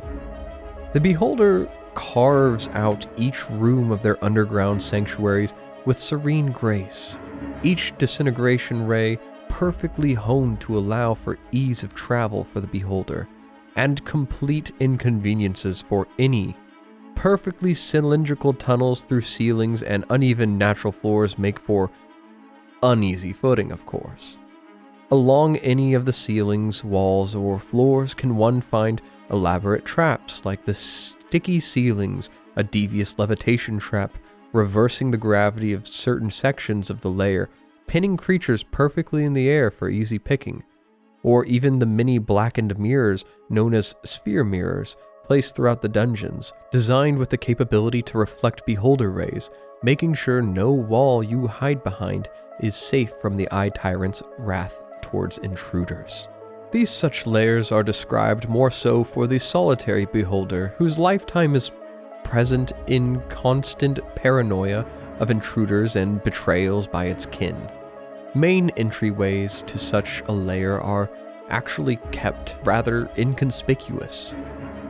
Initial vestibules being designed with little to no effort save a 15-foot opening in the ceiling of a cave. Within the opening vestibules and just behind the tunnel are shriekers, alarm fungus designed to shriek when creatures are near, an early warning system for beholders to prepare their units. Beyond the initial vestibules is the slither tunnel, a false tunnel designed to lead creatures to a makeshift lair design. The false lair will be decorated with minor statues and treasures. The slither tunnel will be accessible from the false lair room, but the entryway will not be big enough for a head to see through to the vestibule. This design is to ensure minions can track what creatures are entering. Now, you might have come to the dilemma, well, how does someone make it to the false central gallery to even progress the layer? That answer lies in our next room, the Gauntlet. Not that gauntlet. The Gauntlet was the first nightmare one would have to travel through to even make it to the next room. It consisted of a downhill slope of uneven ground. The room would open up wider, and at the centermost of the room was a 30-foot circular pit. All throughout the room were gas spores, the little buddies that we've talked about that are pretty dangerous. From here, the room would lead to the false central gallery. These rooms weren't always present, but when they were, the beholder would have treasure and traps. The odds would include a statue of the beholder that might have minions hiding within it, ready to burst out in surprise. From this room, there were likely 3 rooms out of the area, 2 of which would likely just be trap caves.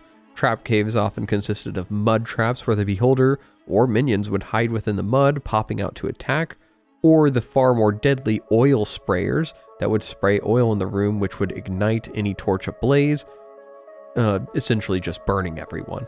Another popular concept was the false prisoner, where beholder minions would act as if they've broken the influence of the beholder and then attack at a later time.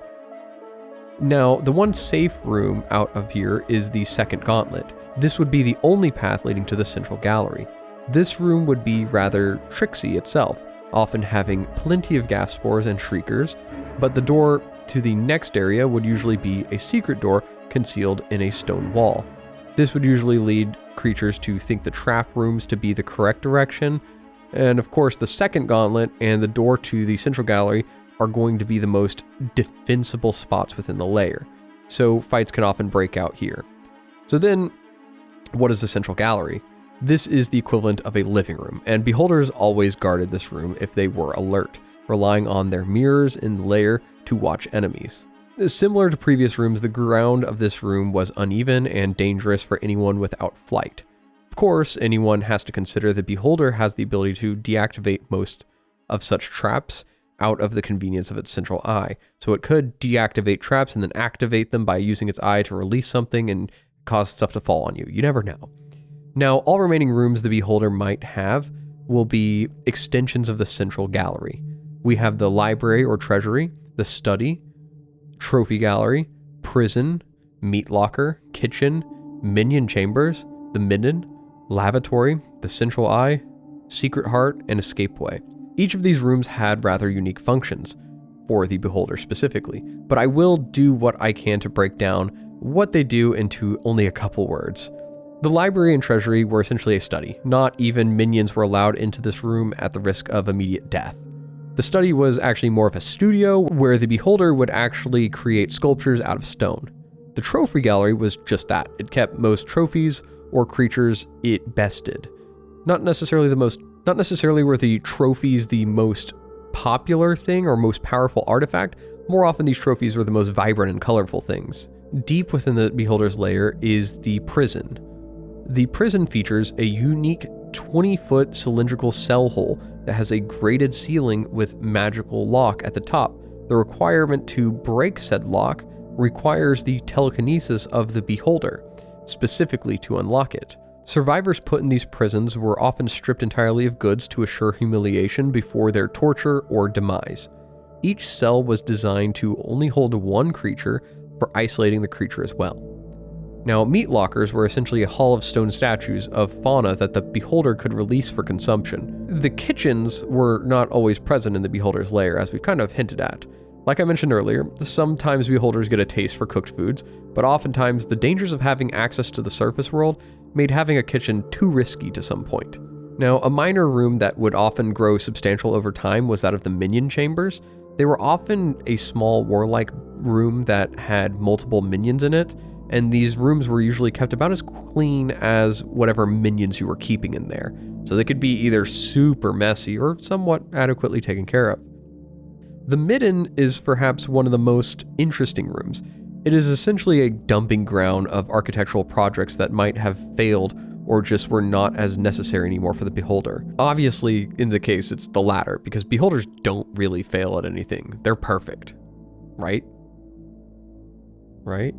The lavatory was a sitting room, with boards making seats designated to accommodate the minions and captives the beholder took. And somehow, after all these things we've learned so far, beholders managed to add bathrooms before 90% of D&D dungeons did. So I know we aren't supposed to like them, but they've got some crazy progressive ideas, and they're winning me over for that.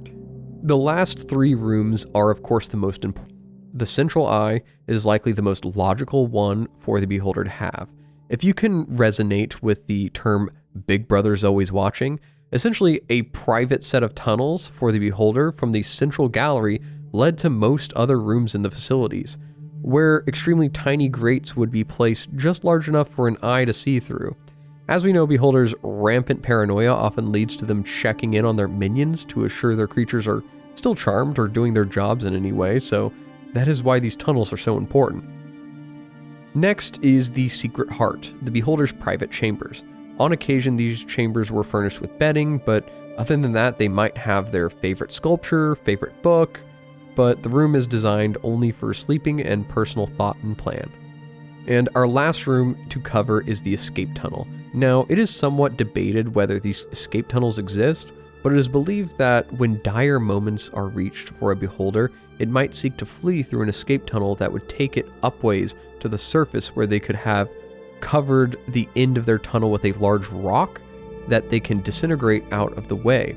Unfortunately, the truth of these tunnels largely is speculation, because beholders would also struggle giving potential surface creatures such easy access to their homes and at such vital spots.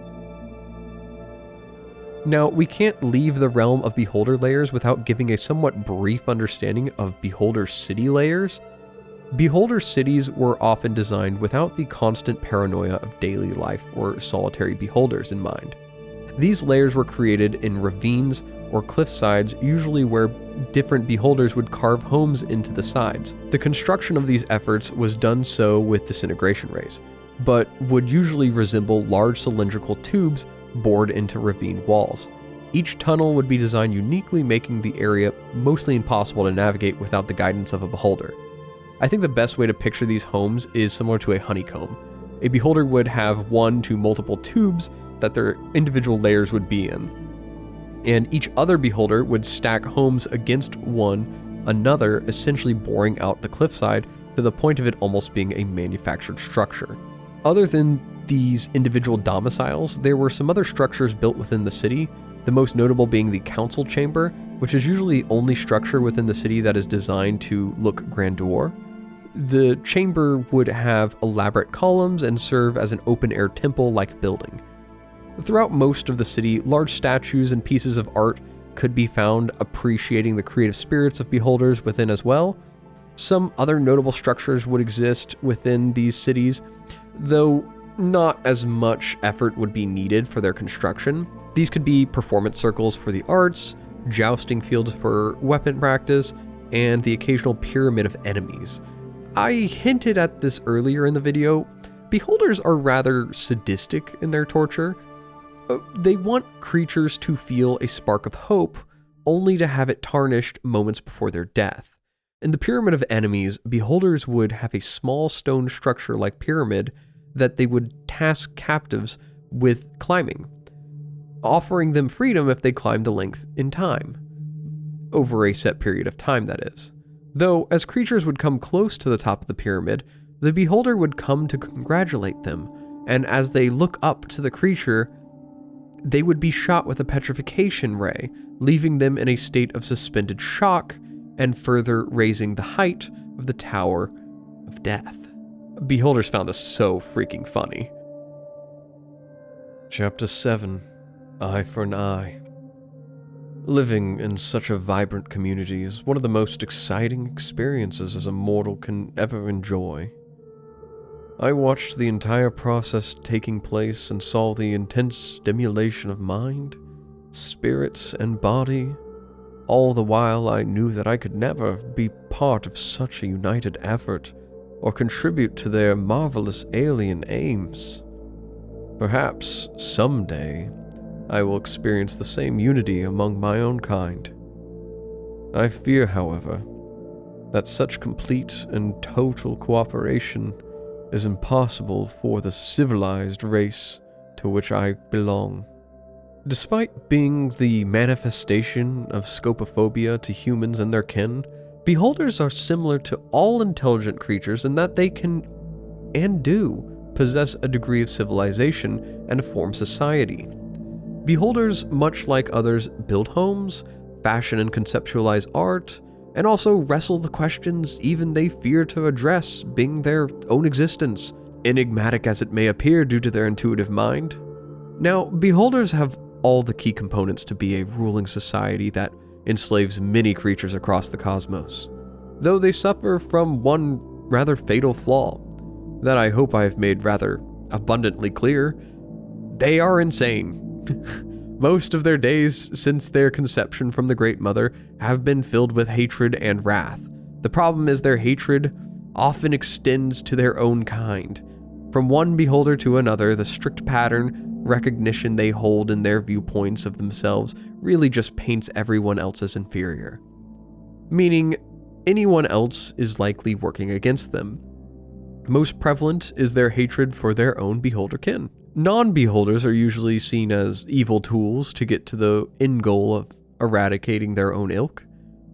This common illogical mindset is normally what separates beholders from the chance to ever form a society. So how do they do it? Domination. We only briefly touched on the Hive Mother, the larger variant of beholder that possesses the capability to dominate other beholders. Hive Mothers are seen mostly as separate from a class of standard beholder, in that they can look beyond the typical hatred for many beholders and find common ground with a few. I think the best way to view how this can work for beholders is to just assume the Hive Mother breaks many of the rules that the solitary beholders normally adhere to. They do still hate most other Hive Mothers that look drastically different than them though, but they will actually work together with Hive Mothers that resemble them closely. With that framework, let's begin with social organization. There are 4 states that beholders find themselves in life: the solitary beholder, a hive beholder, a city beholder, and an exiled beholder. We've talked about the solitary and exiled beholder already, but to touch back up on it, solitary beholders are the most common beholder you find, usually in ruins or caves. They can be exiles from a community, scouts for a city, or just demented. The state where a beholder's psyche has snapped. These beholders are the ones most people are familiar with, and most people deal with.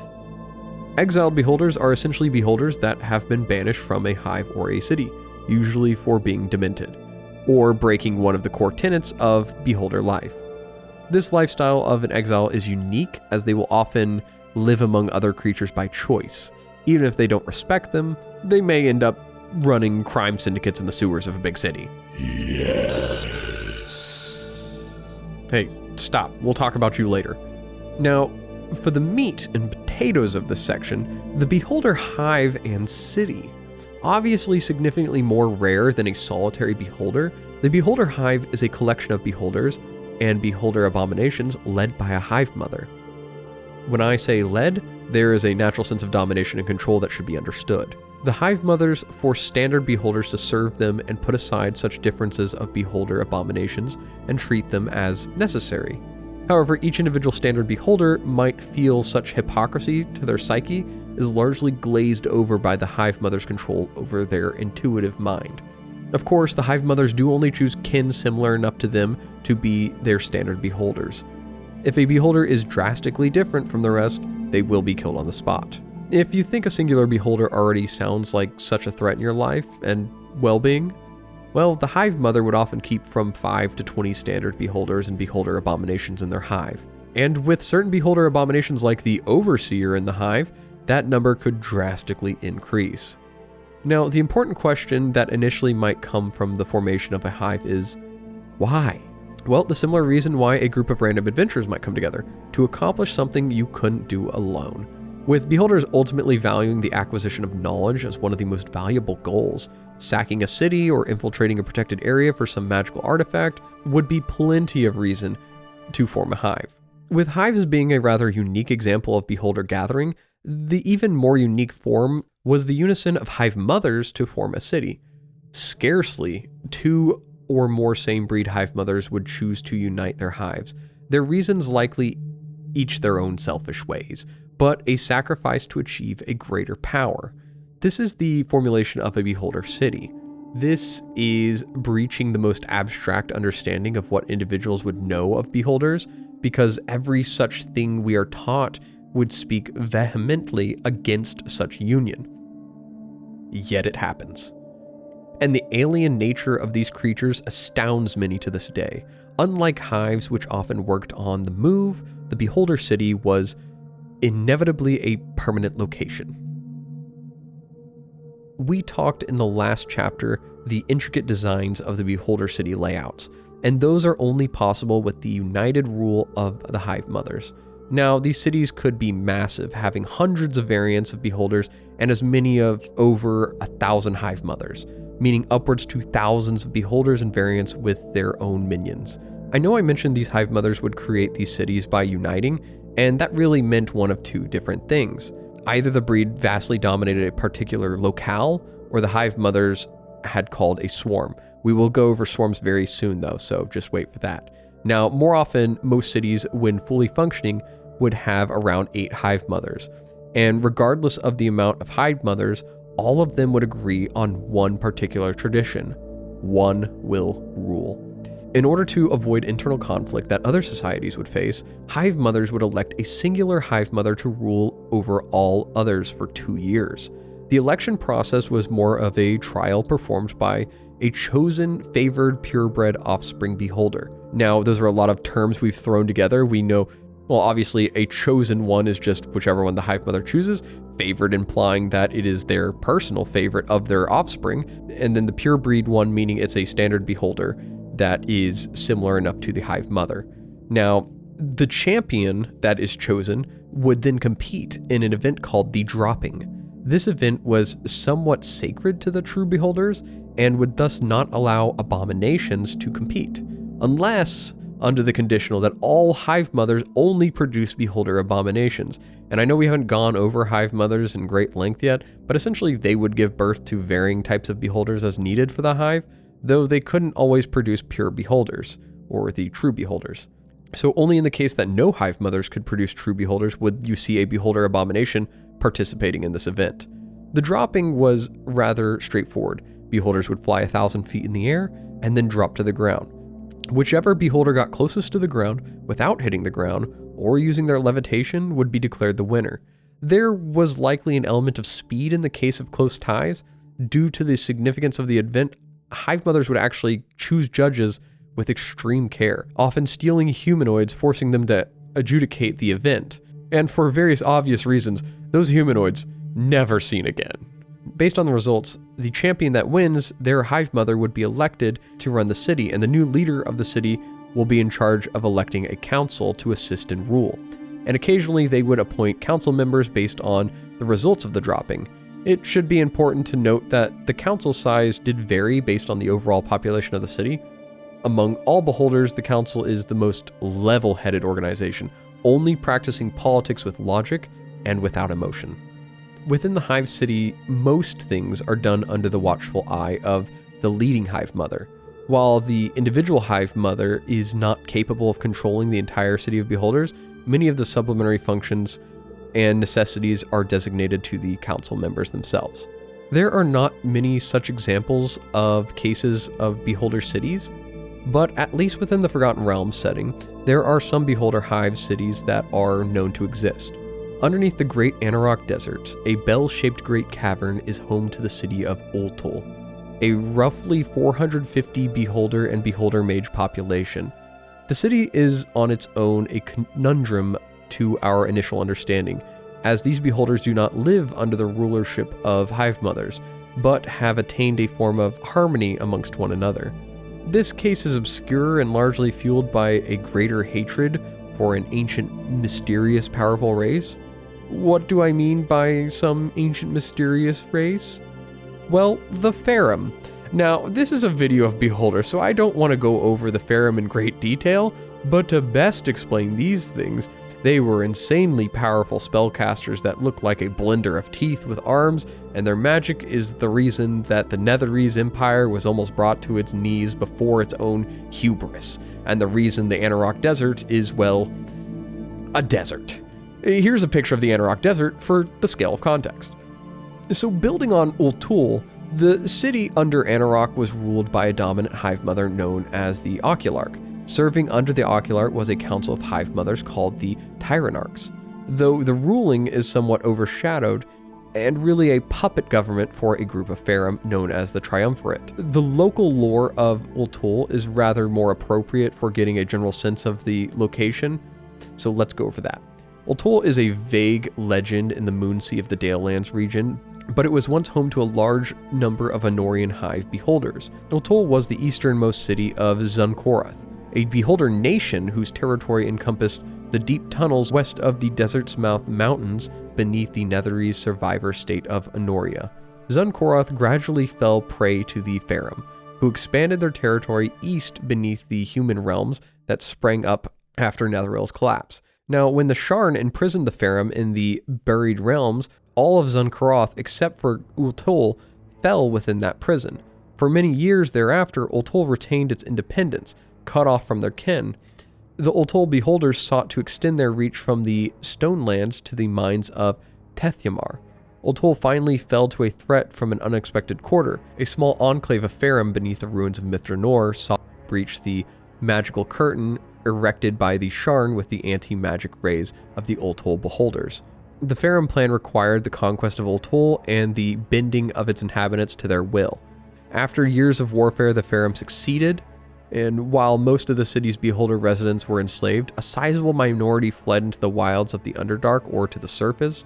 Although successful in conquering the last bastion of their ancient enemies, the Farum's efforts to reverse the bindings of the Sharn were a dismal failure, and their victory drove the fractious Beholders into alliances with the Bane-worshipping humans of the Moonsea region and other places.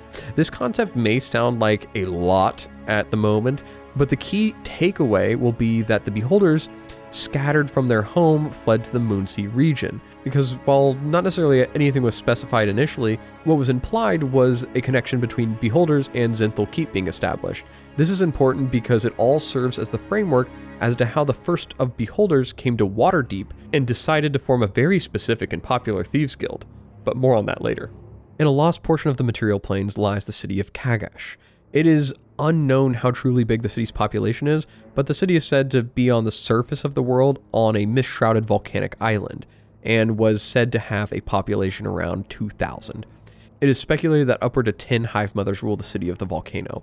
Another such mention city of the Beholders on record is that of Mungoth. Located on the third layer of Gehenna exists the Great Hive Tower of Ildenath, a massive honeycombed spire populated with half-fiend, half-director beholderkin that bonded to bone spears. Think demons, but giant grasshoppers.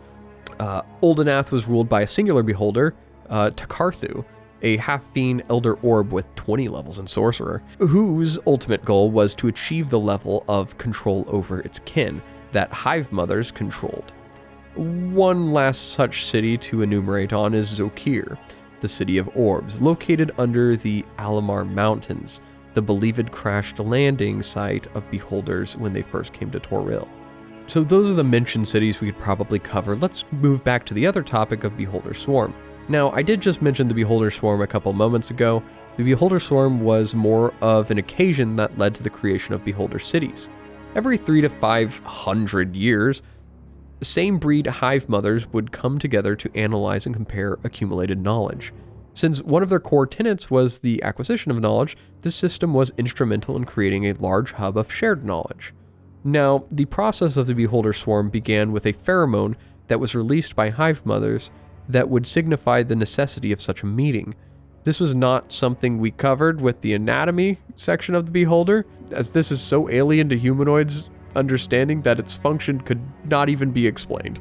Though, such meeting of hive mothers involved establishing temporary cities as fail-safes if the city was interrupted and destroyed. Oftentimes, when these meetings occurred, these temporary cities would produce more offspring and establish rather strong footholds in whatever they were building.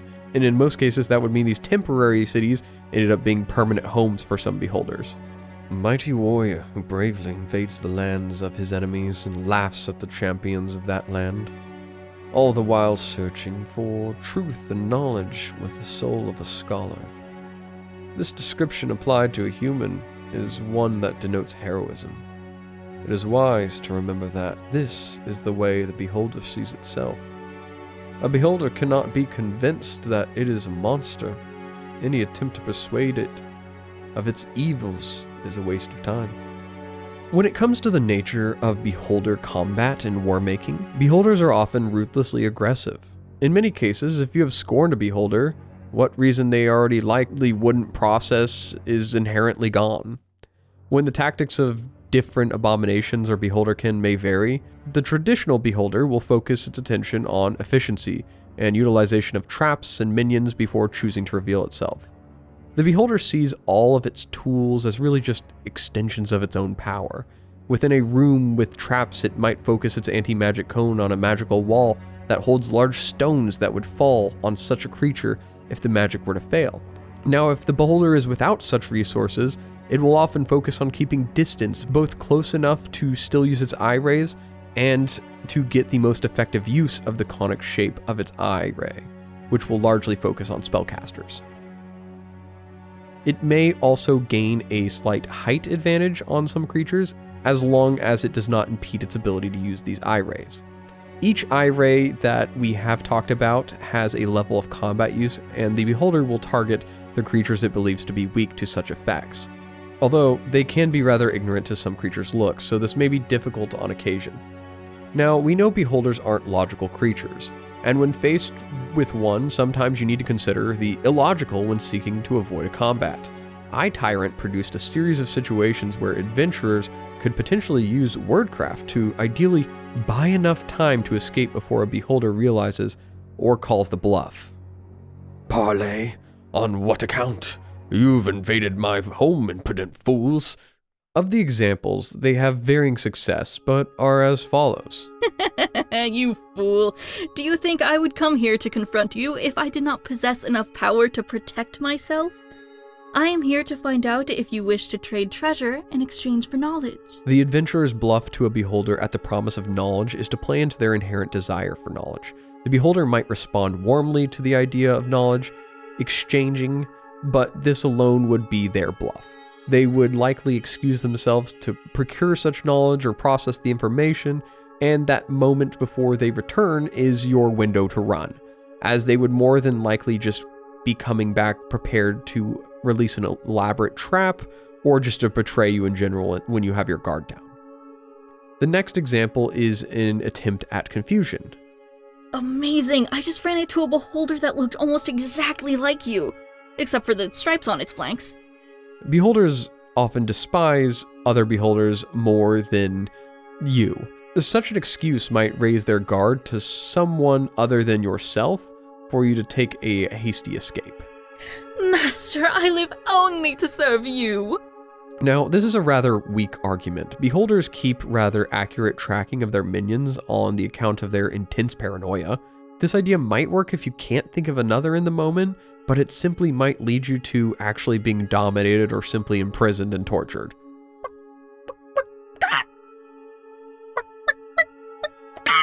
Now, the person who did this line's probably mad that I got them to do it, but feigning stupidity is actually not the worst call to make, though beholders often treat creatures that are not intelligent as simply inconsequential, and as we know, those creatures are often turned to stone and kept in storage rooms as food, so be careful out there. Now, broadening our scope to the grander scale, beholder combat. War. Beholders are not often willing to actually wage war on humanoid or demi-human societies unless the call for such a reason is so crucial that they need a city to fall for the pursuit, or their city will be lost if they don't. In the rare case that the city itself has been at fault for too many deaths of beholders is usually a reason beholders might attack, and the humanoid city might only be doing that to ensure their own survival, but beholders take the eye for an eye saying a lot more literally when their main feature is that one large eye. So how does war play out for beholders? No declaration is made from one to another. Beholders work efficiently to establish a temporary city somewhere nearby to the target of their assault, and they just observe. The paranoia and perfection tendencies of the beholder make it consider every option in the assault of a city. They learn the comings and goings of creatures, the trade routes, heavily defended locations, and the places where the most innocents are. You know it's going to be bad. After a 3-day time of observation, beholders will make their strike on a city. The manner of their strike largely depends on the city's awareness of the beholder's intentions. If the city is none the wiser of such an assault, then the surprise will obviously be extremely destructive. Beholders strike quickly and with great destruction in mind, targeting the largest structures in a city to encourage the starting of fires from buildings' destruction. They use this tactic to immediately spread panic among the populace. And they take great pleasure in fear tactics. Once they spread panic, they will use their capability to spread fear to the masses and fly down on normal citizens and non-combatants, choosing to target them first with disintegration and death rays, and chase them for the thrill of their cowardice. This action subsequently forces the trained combatants to take the fight to the densely crowded areas. To further panic and destruction, beholders will target actual fire brigades, attempting to put out fires. Heroes and defenders will likely find themselves forced in this situation to chase after beholders rather than fighting them head-on in this affair, as the beholders choose not to head off the greatest threat and instead force their threats to confront the loss and suffering of those that can't protect themselves, ultimately with the intention of shattering the will and resolve of the defenders. Regardless of the result, they leave after only 1 hour, but they will return the exact same time the next day for an hour to redestroy any hastily repaired things and take out more innocents and heroes spread too thin, further breaking the morale of the city. Beholders don't treat every new assault the same either. While the defenders might be preparing for the next attack on the next day, beholders will every day change their path of destruction to leave a war council stumbling for their next targeted area. The process is done by simply not approaching from the same direction. If they approach from the forest, they might next float down from the skies above, or launch a small assault on one side of the city with a strong flanking force shortly after. Considering walls are useless in the efforts against beholders, no direction was really safe. Of course, we might only be picturing traditional beholders in combat, but beholder cities had a litany of soldier-style beholders that perform unique functions of achieving their victory. We will cover those unique abominations a little bit later though. Now, as powerful as beholders were, they were often well outnumbered in their war-making, and on occasion, creative tactics had to be known to fend off beholders. While there are very few, some of them do show promise. Some of the practices with a level of success were archers concealed under arrow-slitted boardwalks, pikemen stationed in pits who would thrust at the undersides of beholders, oil poured onto the beholders from balconies and distractions that allow a mounted knight to perform a lance charge, and even spiked studded false walls rigged to fall on passing beholders. All such methods were useful in their own way, but it was very rare a beholder assault wouldn't end in a total victory. Now, as a little fun fact, aerial combat with a beholder was a little comical in nature. When fighting beholders in the air, fights are deemed as dogfights. This isn't a change in technique for beholders. They usually just change their target to being the mount in the combat. So if you were flying on something, they would target your mount first as just to simply knock you out of the sky. In a form of humiliating way, of course.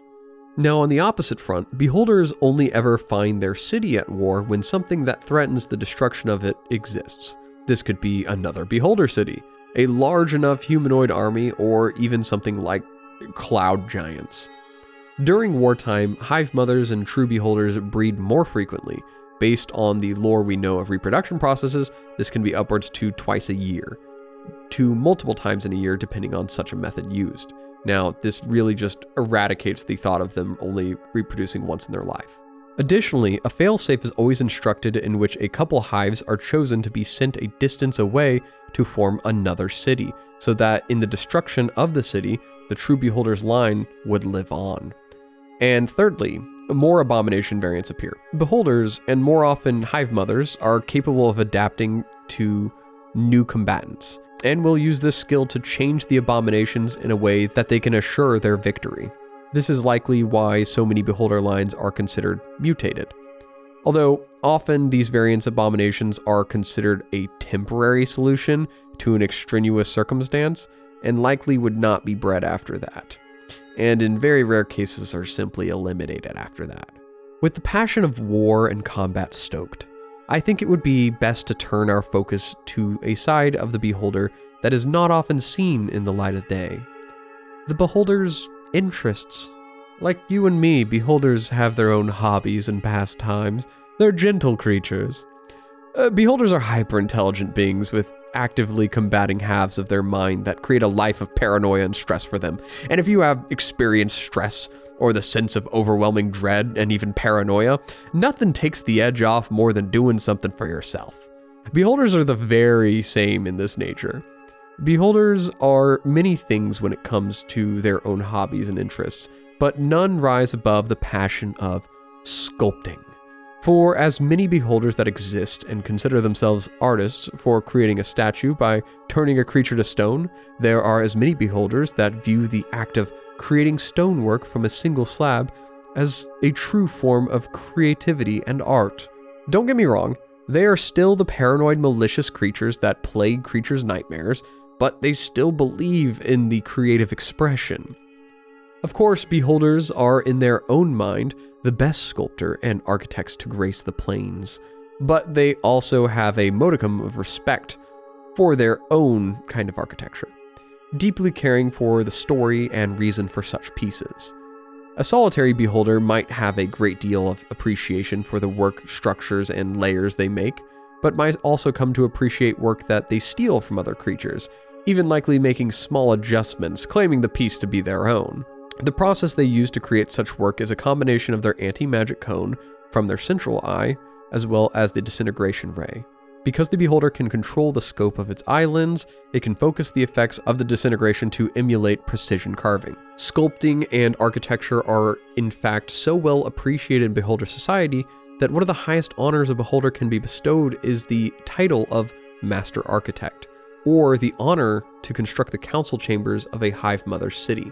Though any form of sculpture craft for beholders would also extend to embolden personal depictions or silly characters of enemies.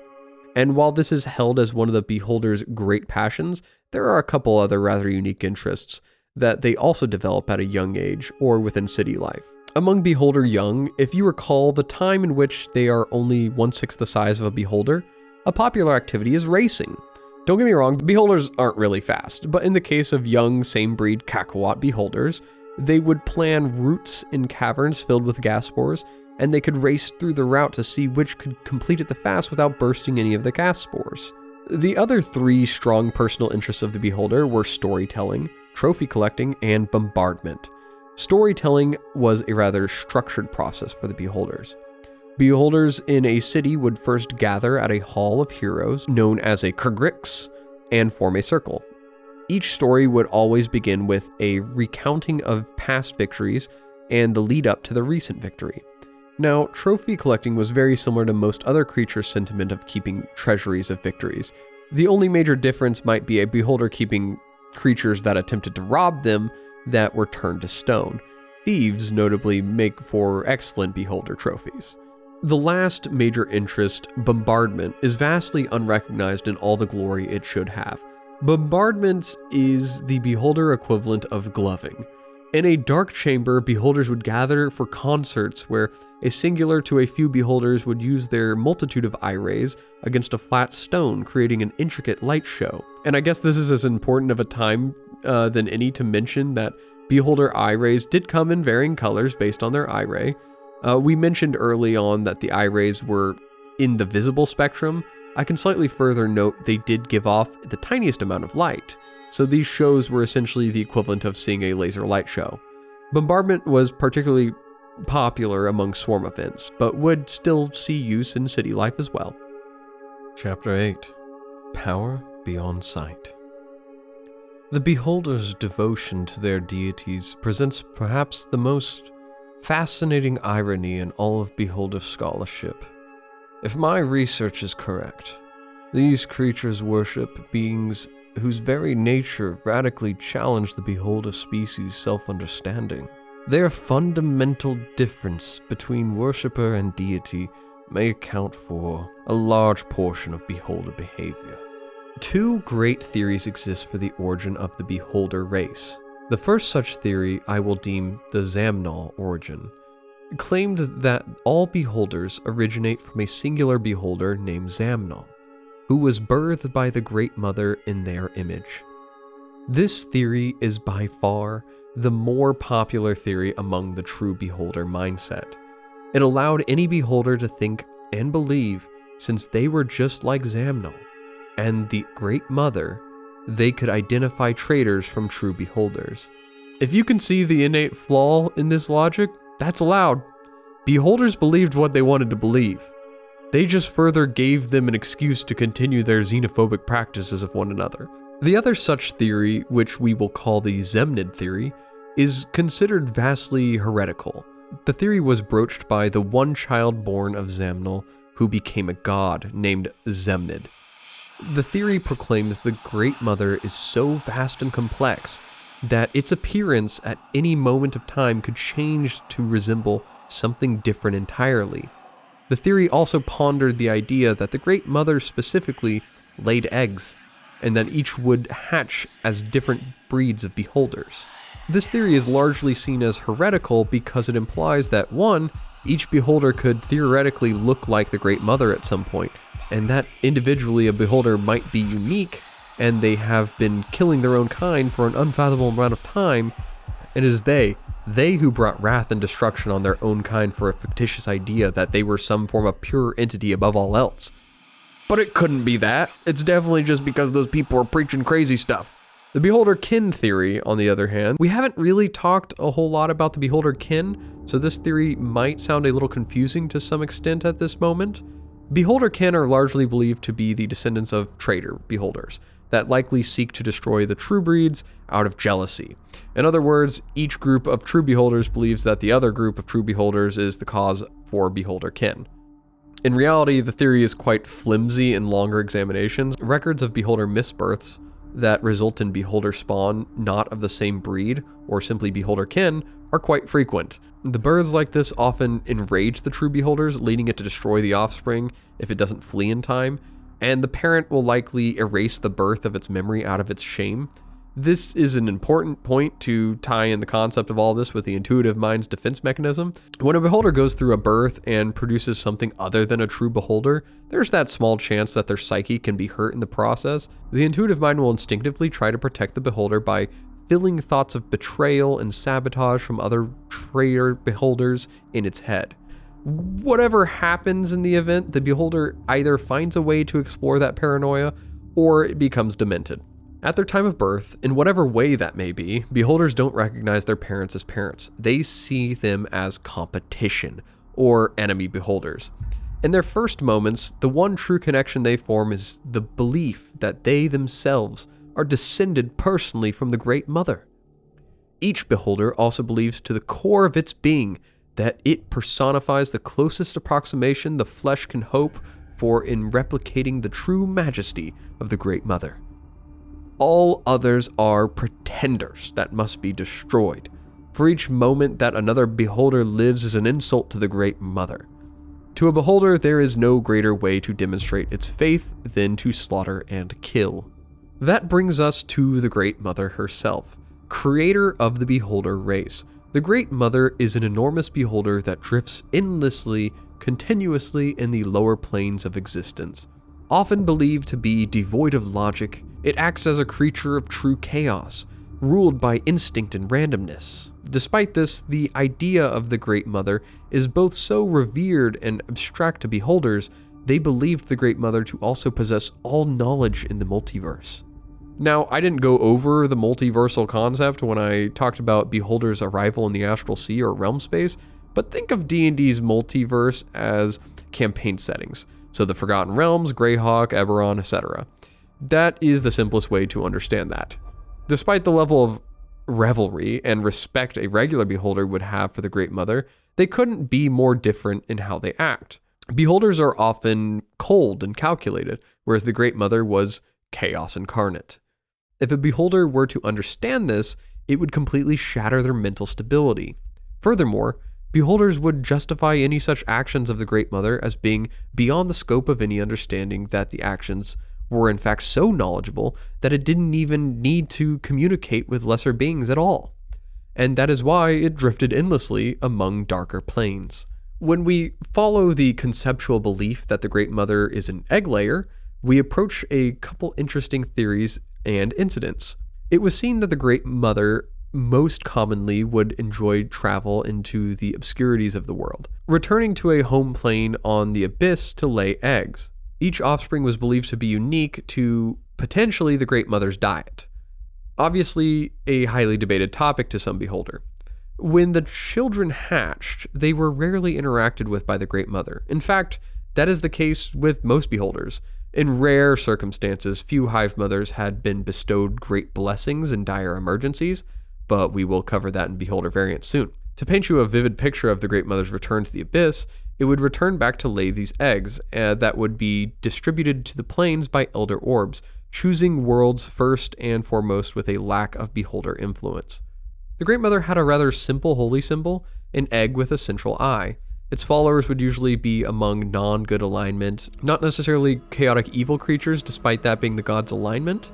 When appearing as an avatar, the Great Mother appeared as a 18-foot diameter hive mother, though encrusted with stone, precious gems, weapons, and just whole skeletons.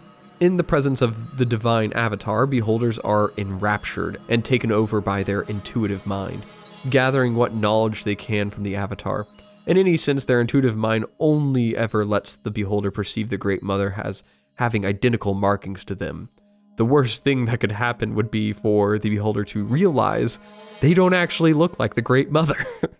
I guess to some extent, like, you hear how these creatures act and how much work they have to do just to stay sane, and there's that level of like, man, that's rough.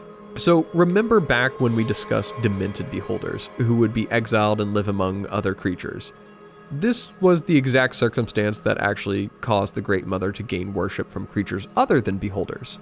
Beholders would form cabals, guilds, or just straight cults, and in the case of cults, many of the cultists that worship their beholder would over time want to show greater worship to the beholder, extending their worship and belief to even the Great Mother. The greatest way to show such respect was rather barbaric, though. Eye worshippers would gouge out sections of their forehead and graft in the beholder's eyes in sadistic ritual. The process would mark the individuals as ocular adepts, and they would actually be blessed with clerical powers. It is a bit ironic that these humanoids would gain clerical powers on behalf of the Great Mother, while most beholders would not. Part of this could be within the beholder's inability to actually properly worship the Great Mother, or we could attribute such powers to liar gods like Cyric. Regardless, these adepts would actually be capable enough to run their own cults devoid of their beholder cult leaders, though they would likely still ally with them.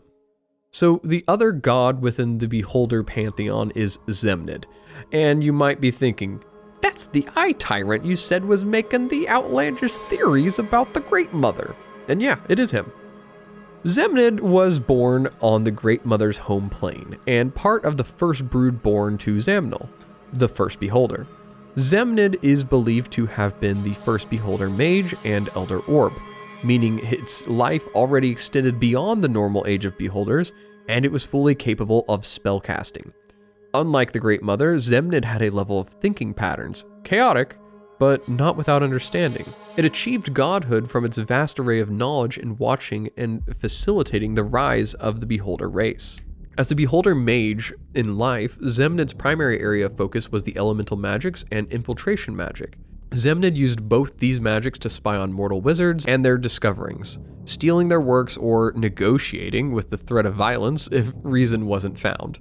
Part of this idea extended to bring about the belief that Zemnid was in fact the Beholder to originate the idea that power is gained through the acquisition of knowledge, and obviously a debated concept because of how some Beholders feel about Zemnid.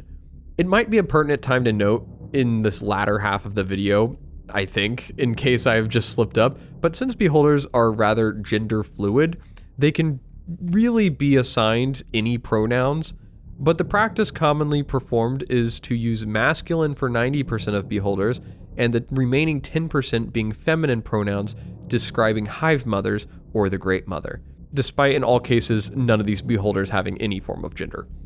What really separated Zemnid from other Beholders in their livelihood was his capability to be received well by Zemnil and the Great Mother. While the Great Mother did not generally communicate with its offspring, there are accounts where Zemnid would be recognized in a series of what could be best described as approving noises by the Great Mother. I'll let you interpret if that's true or not. This could of course likely be fabrications by Zemnid himself in order to promote himself higher in a way. Because, after all, Zemnid's personal domain is one centered on deception, obscurement, and misdirection. His holy symbol is a bronze rod held in a beholder tentacle. The avatar always appeared as an oversized sky blue beholder, though it also had a crown-like circle of 2-foot tentacles on its head. Now, we haven't really gone into the idea much of beholder worship of these gods, and that is largely because beholders would do any form of worship mostly internally.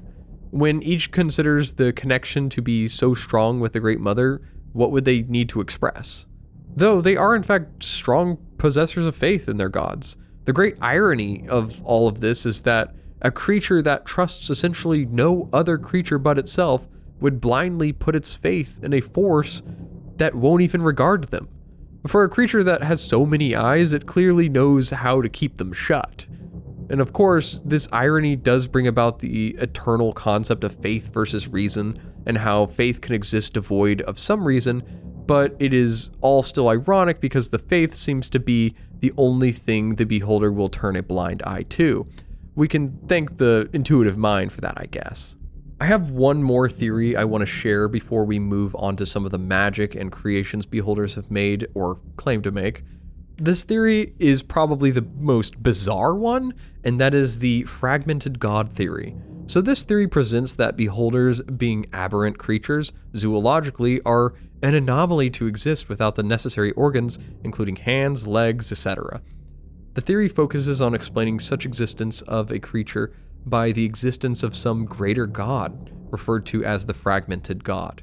The theory promotes the Great Mother is but a small fraction of an original evil eye, with several other gods corresponding to other organs and traits, including other eye gods, an all-consuming mouth god, or a god representing all-encompassing reason. The idea follows the concept of balance and equilibrium. Good eyes balance evil ones, if both sides can maintain a balance, the parts would unite to form a collected god which could enable sages to glean wisdom over the balance of good and evil, law and chaos. But if one side is more powerful than the other fragmented god's parts, the reintegration could bring about an unstoppable evil. It's a little out there to say the least. As we know, beholders have the capability to create things, just as mortals do, as well as perform magic, as they do. In some cases, it just takes some extra steps. The Beholder Mage being a noteworthy contender of a beholder that blinded its main eye to perform spellcraft.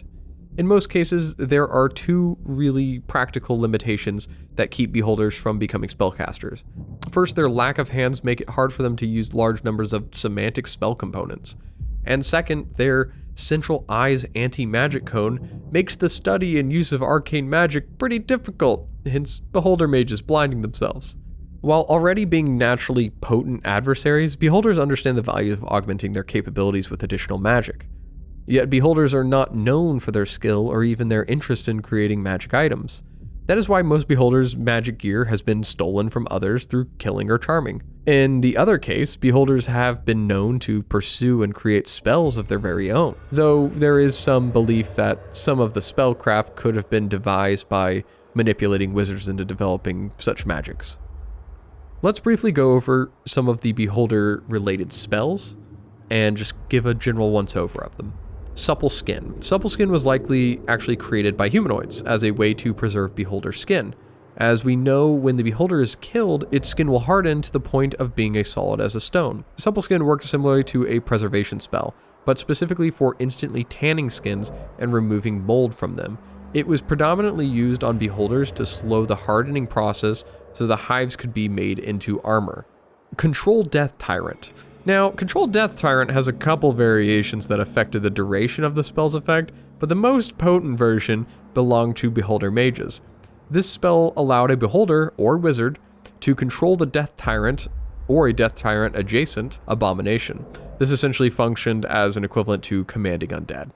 Instruct Spectator.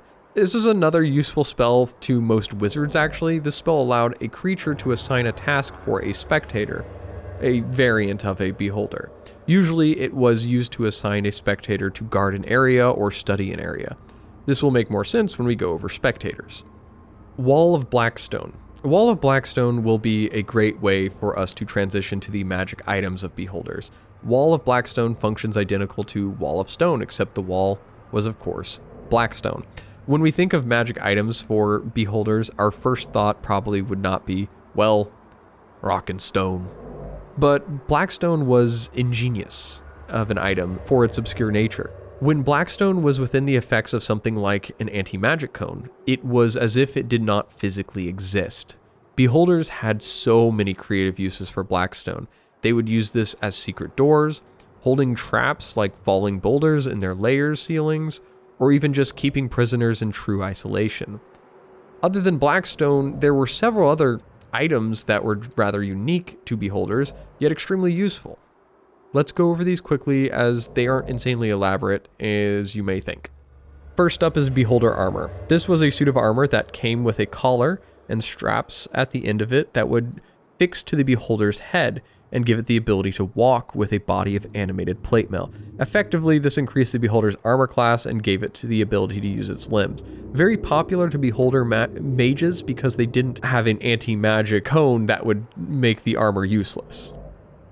You're going to have to forgive me on this one. Benfaliker Baldozer. Benfaliker Baldozers are essentially giant spheres that fully cover the beholder, similar to that of a resilient sphere.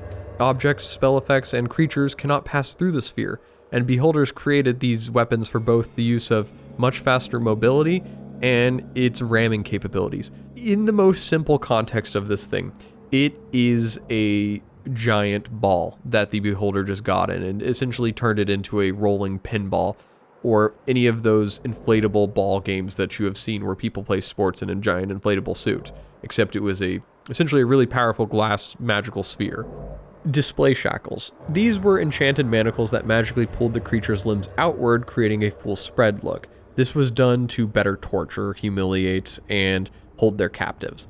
The shackles also came in variants for beholder stocks as well, just for those pesky traders. Sphere mirrors. These were extremely popular for beholders. These functioned as mirrors that could reflect their eye rays. They could position these mirrors throughout their layers so they can fire a ray and it would bounce off and potentially hit someone. It was for hitting those geometric attacks. Lifter. Okay, this is the last one I cannot oversell this anymore. The lifter is a magical elevator. It was used for the minions beholders kept that could not fly around. If you were looking for anyone that made elevators canon, it was beholders. They've done it. Mouth picks. These are a set of tools for beholders that come in several sizes and variations. Essentially, they allow for the beholder to use this tool with its mouth and tongue to accomplish feats it normally only could with its telekinetic ray. These were both a supplemental tool for beholders without the capability of using a telekinetic ray, and also served as weapons, tools, and other implements. It was a Swiss Army knife for a beholder. There were 3 variations: a common combat mouthpick, a common manipulative mouthpick, and a tyrant mouthpick. Each previous one essentially just has more utility or more damage. The last item I want to cover I find the most interesting. It is the lens of ray doubling. This magic lens functions as a lens of ray chaining, basically, except that it instead splits any ray shot through it into 2 rays. They can either direct the rays at the same target, affecting it twice, or at 2 different targets, as long as the 2 targets are no further than 30 feet apart from each other. Now, the last thing I think important to cover for this section is less a theory and more a practice for beholders. It is known as Velorith. To most, beholders are things of legends, nightmares to scare children. Often when they are encountered, does it spell doom for a creature. Such encounters of those that live spin tales of the wild capabilities of these creatures, but none but the wisest and most keen know of the tapestry of history that encompasses beholders and their achievements. To a beholder, the name Zrun is legendary, a tyrant of tyrants. We will make an exception in our chapters to note the importance of Zrun with the Velorith. Zrun was a master tactician, cunning combatant, and potent spell shaper. Being a subspecies of beholder known as an Elder Eye, Zrun had access to magics and an expanded lifeline that all beholders were not privy to. One such magic was that of a form of mind speaking it could use to contact other beholders. This power was not used much, but caught the attention of many a beholder when it used the power to announce its own death. Encouraging haste to those that sought profit in the Northern Troll Claws, 30 beholders had rushed to the abandoned ruin where they found no Zrun, no treasure, only a single magic egg-like ovoid about the size of a human head.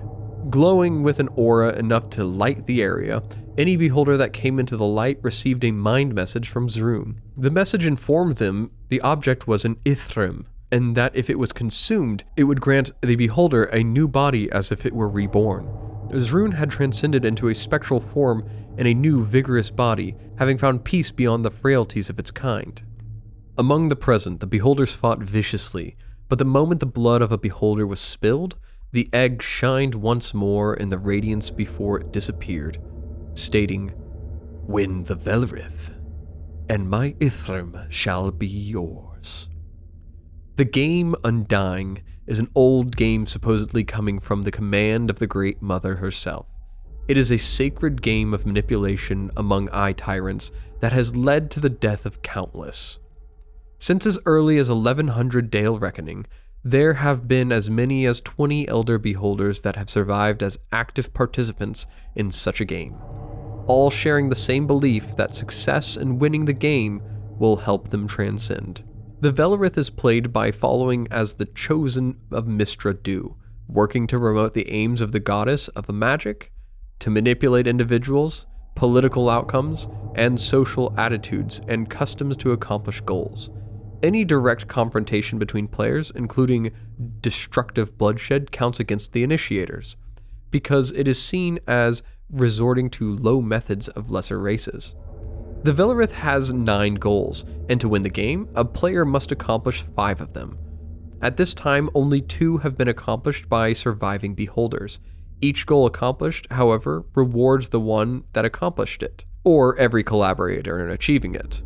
Although the opinion of players matters in how a player is regarded. Success or partial success and discredit or failure in the achievement of the goals is solely judged by the Great Mother. The goals are all events brought about in human kingdoms by behind-the-scenes beholder manipulations. In order to preserve some of the mystique of it, I'm going to go over the goals of the Velorith.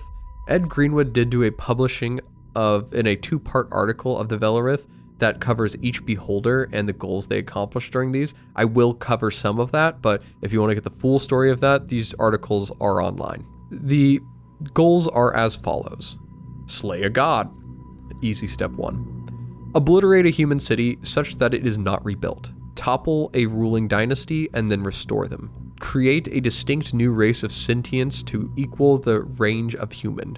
Find the remains of the long-lost beholder, Zarl Khan. Find the blind beholder, imprisoned somewhere in the deepest underdark of Faerun by Illithids. Reopen the Gate of Eyes. Persuade the ruler of a sizable realm of Faerun into making worship of Beholder the state religion, and rendering assistance and obedience to beholders who request such. Maintain this ruling attitude for at least 6 years. Subvert the Elder Rune or Larlock and his liches into pursuing interests and goals that leave Faerun largely alone and concentrate on other continents of Toril, or into seeing beholders as a race to be protected against the machinations of Shar or Zemnid, or any other deity except the Great Mother. A couple situational additional goals extend on conditionals that were done, so if you finish one of these things in some ways, potential new optional, not even optional, but new requests have to be done on top of these one goal. So if you do a goal in one specific way, you might have to do some additional stuff in regard to it. So for example, if the created race that you make worships beholders and flourishes in the surface realms and is the uppermost layer of the Underdark, then the Great Mother will announce in the dreams of all beholders that an additional goal has been added to the Velorith: conquer a human realm of expansive size and population. And if the created race has a hatred of dragons or illithids and is actively seeking to slaughter them, an additional goal will be added to the game: destroy the illithid realm of Declorodron in the lowest of the deeps of the Underdark, somewhere far from Narfell, and exterminate its every last inhabitant. If the created race can mate with beholders to create new sorts of beholder kin that true beholders can rule, yet another goal is added to the game: beholder rule must prevail over the surface of an entire continent of Toril for at least 2 years. The Velorith predates Zrune, and not even the beholders playing the game suspect that some of the goals were in part written by Kelvin Blackstaff Aronson, and the possible goals spawned by the fourth goal by Elminster, who have both thus used the Velorith to manipulate the beholders playing the game to further ends of their own. Well, Mistra's. Apparently this human drafting of goals is not done deceptively of the Great Mother. It is actually a practice done that has the support of the Great Mother herself, presumably through an agreement with Mistral or Mistra. Mortals can't really know why or how such an agreement was reached, and Elminster specifically couldn't remember any details. He suspected that Mistra removed his memories of this, and Elminster had a notion that Kelvin participated in reshaping the ongoing Velorith in part because he foresaw it in the realms, as in trying to assist against the Sundering, and really just for himself. Though the Sage of Shadowdale did caution that these are speculations based on hints. No facts could be derived of it.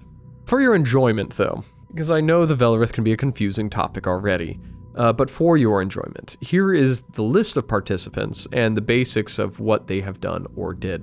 And you get the fun part of hearing me try to pronounce all of these really complicated beholder names. Alakarnames, a sly and vigorous beholder, and one of the few to actually accomplish a goal of the Velorith through its indirect destruction of Solasprin. Alm Randor, an aggressive beholder known for wearing a shell of metal armor. Belath Lyrics the Red, an unusually large individual who resided near Waterdeep. Clax Laurelwrath, a greedy beholder who wielded mercantile power as a weapon. Cruel Uder, a sadist who enjoyed the suffering of soft, stupid worms, otherwise known as humans. Drell Rathrax, a polite individual who sought to build its own empire of human cattle. El Laurel Lavix, a soft-spoken but thoroughly insane beholder. Gal Lacklath, a master manipulator who enjoyed spending time in sewers. Huel Glorix, who allied itself with the Farum. Unfortunate. Ithclear Lothlix, who saw both human wizards and dragons as threats that needed to be dealt with. Jerathilzor, a beholder specialized in commanding oozes and jellies. Kelkramador, a cruel beholder who delighted in the worship of lesser beings. Mariz Minid, who used mind-influencing spells to influence powerful merchants and nobles all over Faerun. Moglorix, a bloodthirsty beholder who enjoyed manipulating lesser creatures into fighting for its amusement. Molrithrix, who enjoyed training human malcontents and helping them rise up against their oppressors. Nurantlor, a specialist at breeding and experimenting with monsters. Nyluris, a shrewd diplomat who tried to foster the loyalty of lesser creatures through displays of empathy and understanding. Or Perurlix, the White Eye, a terse and subtle beholder known for planning ahead. Ralum Zarlglass, a frequent traveler who is not above befriending lesser beings. Zil Thalathlon, a prideful beholder who accomplished a Velorith goal by toppling and then restoring the royal family of Tethir. And lastly, Ixikarth, who drew the ire of the Great Mother by falsely claiming to have caused the death of Ludiger. So, after all of those names, what of Zrun? Is he truly undying now? Of the handful of beholders who know the fate of Zrun, they assume the Tyrant of Tyrants was reborn as a vigorous young beholder that retains Zrun's full knowledge, experience, and mastery of magic. That's the ideal belief. Theories presented by Elminster had recently come to say that Zrun may well be in another form such as that of a human now. So the question Elminster now ponders, at least, of all the millions of humans of Toril, who is Zrun? Chapter 9. Peer Beyond the Blue Veil. If there's one thing I've learned in my life, it's that any empire that rises will fall. They all come crashing down. In its own glory, this will be our shortest chapter. We are establishing simply really what a typical beholder might look like or be in a varying campaign setting. There are a few distinct variants we can refer to based on the universes, or really, to some extent, the region your beholder is in. The settings are the Forgotten Realms, Greyhawk, Mystara, Ravenloft, Eberron, and Spelljammer. In the Forgotten Realms, beholders were larger than the typical beholder, usually about 6 feet in diameter. They generally had cooler, vibrant hues of blue or purple, with earthy tones at extremities. Their skin was pebbly and they had very visible nostrils. Their eye stalks were generally joined or articulated. Danger is everywhere. Always keep one eye open. That's much easier for me than it is for you. No, Xanathar, not you. Well, yeah, actually, this is a version of you. Yes, this is a version of you, Xanathar. Greyhawk beholders often resembled some of the classic descriptions and looks of the beholder. Smaller central eye, a wider average mouth, and unjointed short eye stalks. The very creepy beholder you typically picture from older art. In Mystara, the beholders are often brown or green with distinctive matting based on the breed. They have 2-foot unsegmented tentacles with almost human-sized eyes that can be concealed entirely when their eyelids close. They can often be mistaken for muddy rocks, a rather deadly mistake to make. Mystara exists as a setting that has largely been expanded on by the community rather than anything largely associated with the D&D IP. So as to not misrepresent that, I would encourage you to look into the Vaults of Pandius. This is an expansion of Mystara's lore from the community that is extremely expansive. They provide a lot of expansion on the creature's lore, including scientific terminology for the beholder, names which I think should be canon for all worlds, where they call them like Oculus something. It's really cool. Now, in Planescape, there aren't necessarily native true beholders, but many abominations and beholder can call the Outlands their home. Most cases of beholders here are from other worlds, so you can really expect any form of these variants to be present. Though, beholders of this realm you might find to have gray-plated skin with varying eye stalk color, with different eye color in general. They are known for their advancements in shipbuilding and artifact construction, and while not widely known, they did at one point make a beholder-shaped spaceship the size of a moon that could destroy worlds. Yes, they made a Death Star. Oh, wait, trademark. Okay, they made a psionic world cleanser. Jokes aside, beholders were not big fans of psionics. They were often too smart to be harmed by it, and thus saw it as less important to master. Now, in Ravenloft, beholders are often jet black and have silver markings and eyes. Their markings tend to glow with their anger, and these are the emo versions of beholders. And you could definitely get bonus points with your players if you just describe them as having like really thick eyeliner. In Eberron, the beholders are somewhat different. They don't really have a foothold within the plane, and largely served as living artillery to the Delkir. Belief in Eberron was that the beholder and their kin were created by the Delkir, the lords of the plane of Zoriat, a realm of pure chaos. Done so in a process involving reshaping the physiology of an existing creature, it was believed the Beholders came to Eberron's material plane in an invasion with the Delkir. And when that invasion was rebuffed, few Beholders were left behind to then scatter across the plane. And differentiating vastly from Beholders of other planes of lore, Beholder eggs were discovered and valued at a very high price here. Chapter 10. The Many Eyes of Tyranny. It is not necessarily wrong to think of a beholder's actions as monstrous and deplorable. It is wrong, however, to assume that these creatures are simply ravaging monsters with no cultural or scholarly worth. While the variety of beholders and kin to exist number in the scores and hundreds when you consider the distinct breeds, among each individual beholder, their answer, if you lived long enough, would simply be one, themselves. Each beholder believes that itself is the perfect form of its being. Others that resemble it are considered passable, but deep down the beholder considers them flawed in comparison. When considering its other kin that differ in appearance, they are wrong, flawed, and deserving of death. While the beholders come in many shapes and sizes, the default one we have enumerated on most, at least at this time, is generally around 4 to 6 feet in diameter, possessing a central eye, a mouthful of sharp teeth, and 10 small eye stalks atop. And like most other beholders, levitates naturally. Other than the standard beholder, we have 3 distinct classifications we can consider and separate beholders into: the true beholders, beholderkin, and beholder abominations.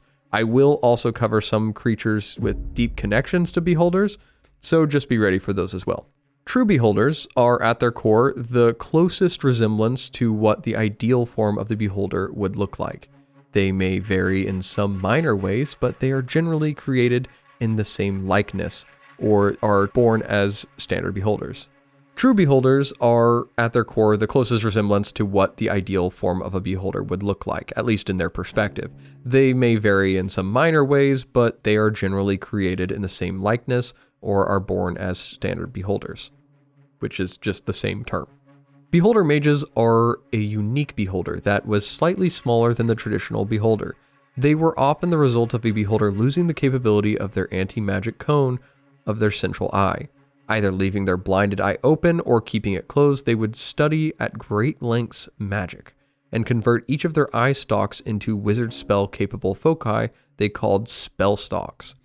Traditionally, the beholder mage was the result of being blinded, but occasionally ambitious beholders would do so themselves to pursue such power. Beholder mages have been known on rare occasions to exist without the loss of the central eye, but this alone is extremely rare.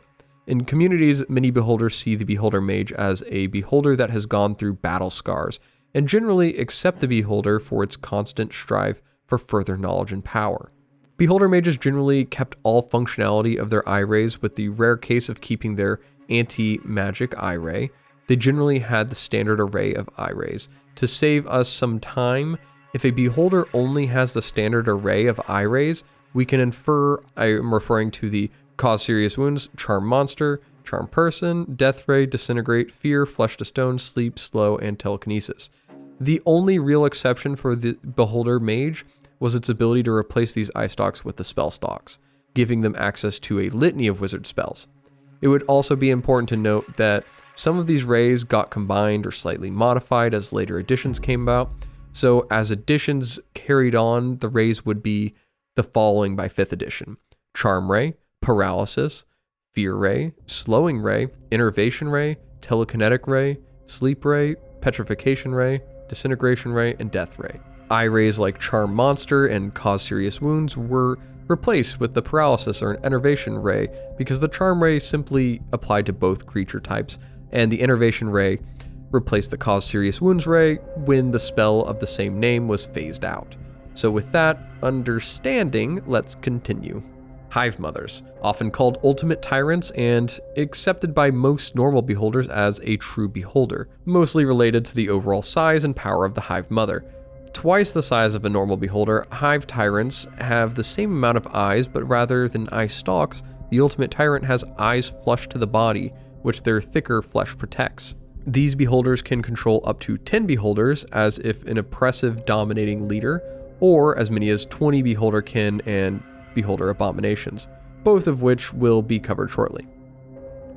The Hive Mother was first encountered by the matriarchal that I mentioned before, so the elves are the ones that determine the name of the matriarch. Now, in Beholder tongue, the name for the Hive Mother is the Kawahak Kru, or Spawner Boss. Now, despite the ties to the elves' effeminate nature, they don't have any traditional feminine traits, just the feminine pronouns that we have brought up every once in a while. Now, the Hive Mother is the pinnacle of representation of beholder lethality.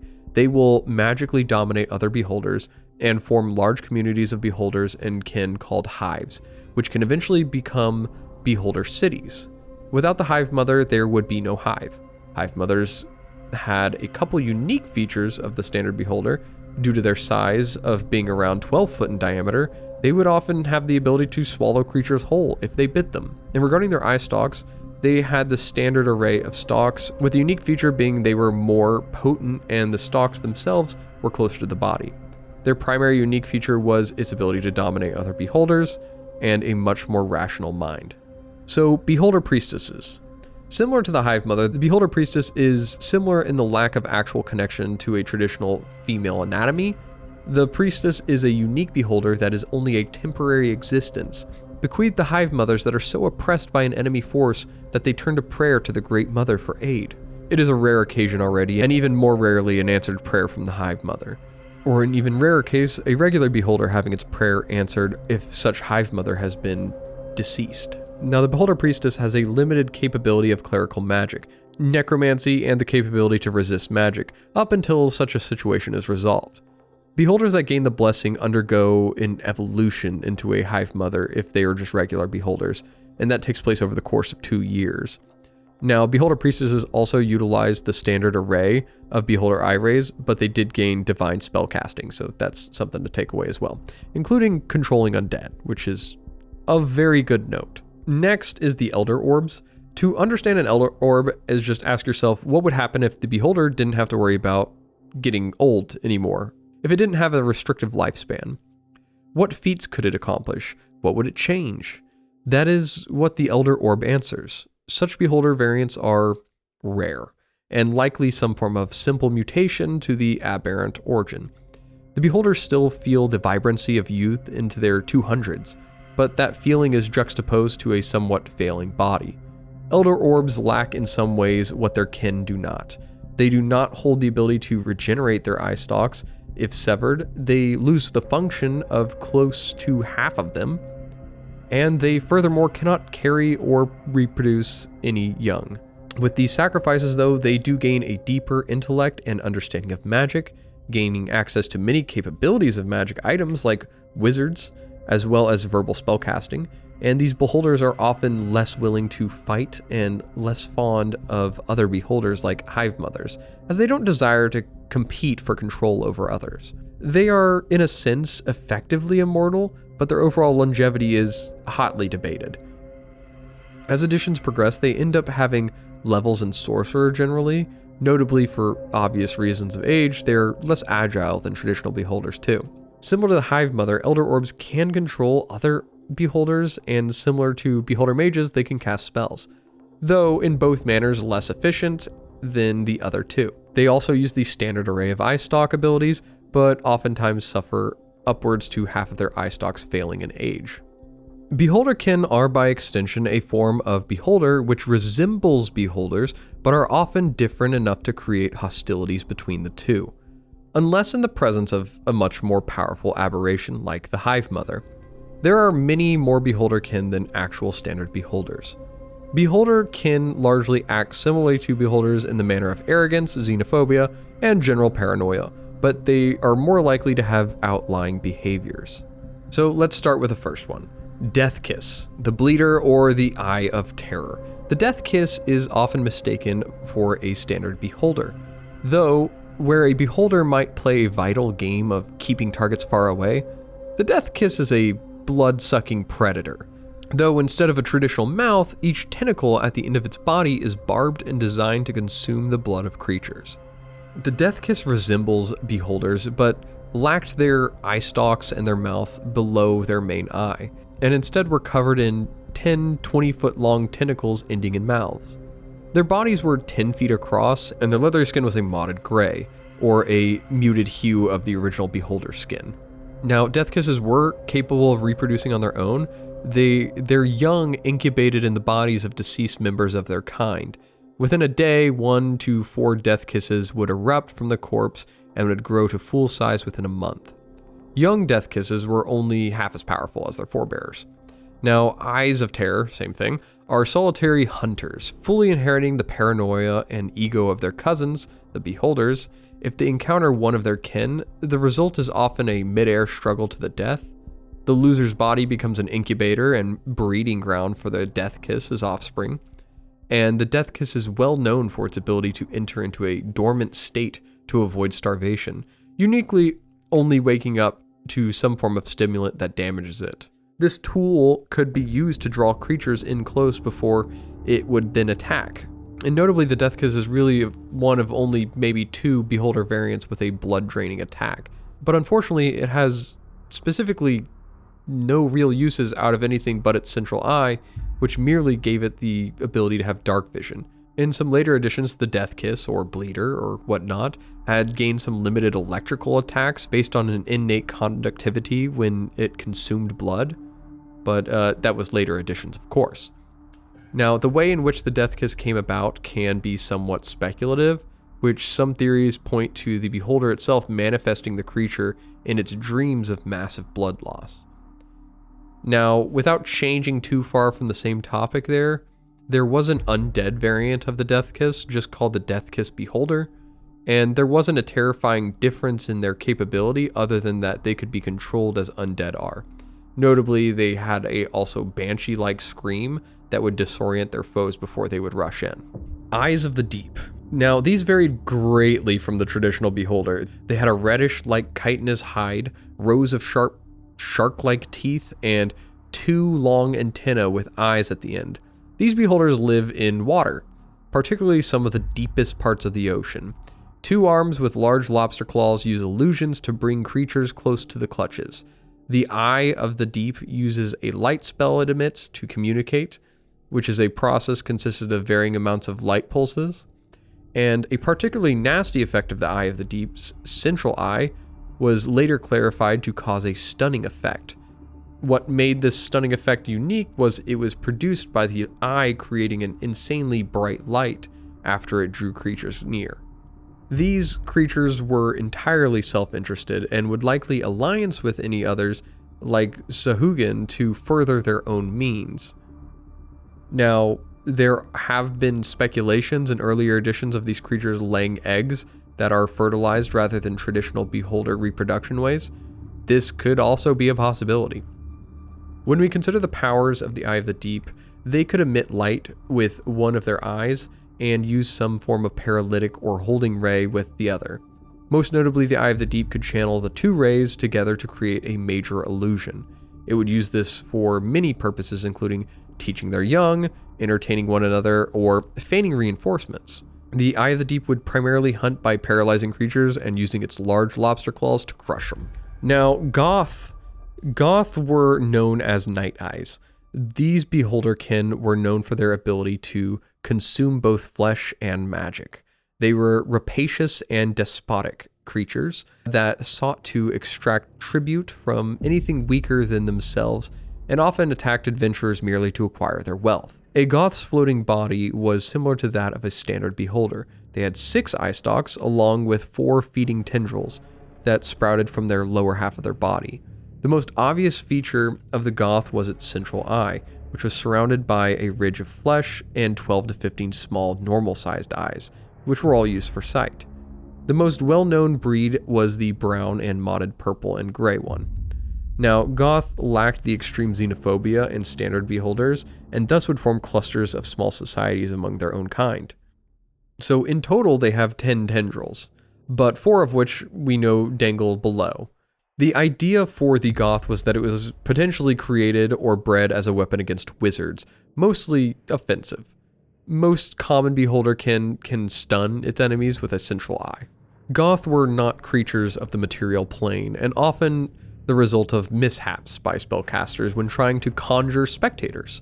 They relied so heavily on the consumption of magic that if it was not satiated, they would then have to return to their home planes, making me wonder if these could have been some form of inspiration for like Gale of Waterdeep. Like it needed to eat magic, that's crazy. Or something bad would happen, i.e. for the beholder, I guess, for the Goth in this case, I guess it would be just returning home. Gale is like a little case of some other stuff. The Goth had a litany of eye rays that it could utilize with their 6 eye stalks. Such spells include Dispel Magic, Inflict Moderate Wounds, Ray of Exhaustion, Scorching Ray, Sleep or Paralysis, and though a couple more could be included such as Lightning Bolt, Cone of Cold, Repulsion, Dwemer Drain, or Feeble Mind. Obviously, such eye ray effects can vary based on the edition too, though, so consider that. Observers are a form of beholder that doesn't often appear on the material plane, often found in Acheron, Machinus, or the Outlands. These beholderkin are by far the most socially adept. Furthermore, they lack inherent evil impulses, tending to align themselves with sentient species of their planes. They are about 6 foot in diameter with chitinous modded skin, mainly in shades of pink and purple. Unlike the standard beholder, the observer has 6 eye stalks, 3 central eyes evenly spaced around the equator, and 3 small mouths, which are actually tentacles with a mouth on the end that can be retracted as needed. Similar to the Death Kiss, they drain blood. The creature is not malicious though, but has no empathy. The observer is in the constant pursuit of knowledge, meaning they will kill anything or anyone in their way in that pursuit. Among beholderkin and abominations, the observer is the most likely to have a psionic capability and pursue the expertise of such capabilities. Though that said, they are still not likely to even pursue it, as they will be focused on other facets of learning, which just goes to show how little beholders care for psionics. When such observers do pursue psionics, they often utilize the skill to enslave the minds of those they can use until their ends. Within their 6 eye stalks, they had the capability to produce Bigby's Forceful Hand, Magic Missile, Odiok's Resilient Sphere, Protection from Normal Missiles, Telekinetic Blow, Domination, Innervation, and Finger of Death, or some variety of the sort. Though most notably the observer's central eye gave it the ability to use True Sight. Now, spectators are probably the next most notable of beholderkin if you played Baldur's Gate. They have large central eyes, 4 eye stalks, and are often the most moderate and even-tempered except when you keep them imprisoned, like in Baldur's Gate 3. Spectators differ quite so from a beholder in that they have 2 states that they exist in, or more so 2 mental existences. The free-thinking and contemplating. While free-thinking, they will travel the realms cautiously, communicating with any that approach and fleeing from combat. While contemplating, they are meticulous. They will contemplate many questions such as the meaning of existence. This makes them excellent guardians, as their contemplation takes place only in a set area. They will ask at first people intruding the area to politely leave, but will be much more aggressive after the first time asking. They're inherently violent and will most likely try to drive off intruders first and foremost. Though despite this, they often possess mostly non-violent abilities. These beholderkin are the second most likely to possess abilities of the psionic capabilities, and most likely to explore these though, at least through a contemplation period. Spectators have been known separately from most other beholders to form friendships with other creatures, a trait that no other beholderkin or true beholder even displays. Among their eye ray abilities, they will have Reflect Spell, likely connected to their central eye, Create Food and Water, Paralyzation, Telepathy, or Suggestion, though they have also been known to have Confusion Rays, Fear Rays, or even Harming Rays. Alright, just 4 more in the beholderkin, and these next 4 are probably the most close we'll get to being actual just true beholders too. First is the Beholder Eye of Frost, often resembling a standard beholder with a definitive cool blue or white color. They were really only found in lands of frost or snow, Not much is known about how these beholders came about. Their differences from other beholders largely lead them to the solitary lifestyle away from hives. Eyes of Frost, unlike their icy attacks, prefer not to sit idle and plan, but act and live in the cruel moments they can cause. They had 3 primary ray attacks that were favored with likely a remaining amount of standard eye rays. The 3 main rays that they used were the Freeze Ray, a Telekinesis Ray, and an Immobilizing Ice Ray, though most importantly, its central eye weakened targets, making them more susceptible to immobilizing effects. This is a rare circumstance of solitary beholders that will actually work willingly with other creatures that will make ambitious goals for them, so they can revel in the immediate suffering and cruelty of others. They want someone to do the planning for them, and they could just make people suffer. Beholder Eyes of Fire largely serve as an opposite to the color of the Eye of Frost. Being a darker red with brighter aspects mixed in, they were less egotistical than most beholders. They are more likely to be found serving under some form of hive mother or overseer because of their lack of natural conflict causing. Their central eye was devastatingly known for making creatures more vulnerable to fire, while their other usable eye stalks included ones that shot fire rays, telekinesis, and feared creatures.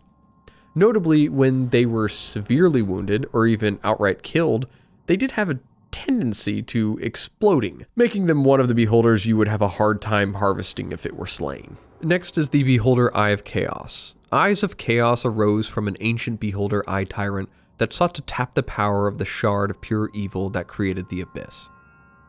Although it never found the shard, the eye tyrant returned from the abyss possessed of great power that warped it physically and mentally. None can say what secret goals drive the Eye of Chaos, but their actions more often align with the interest of demons than those of other beholders.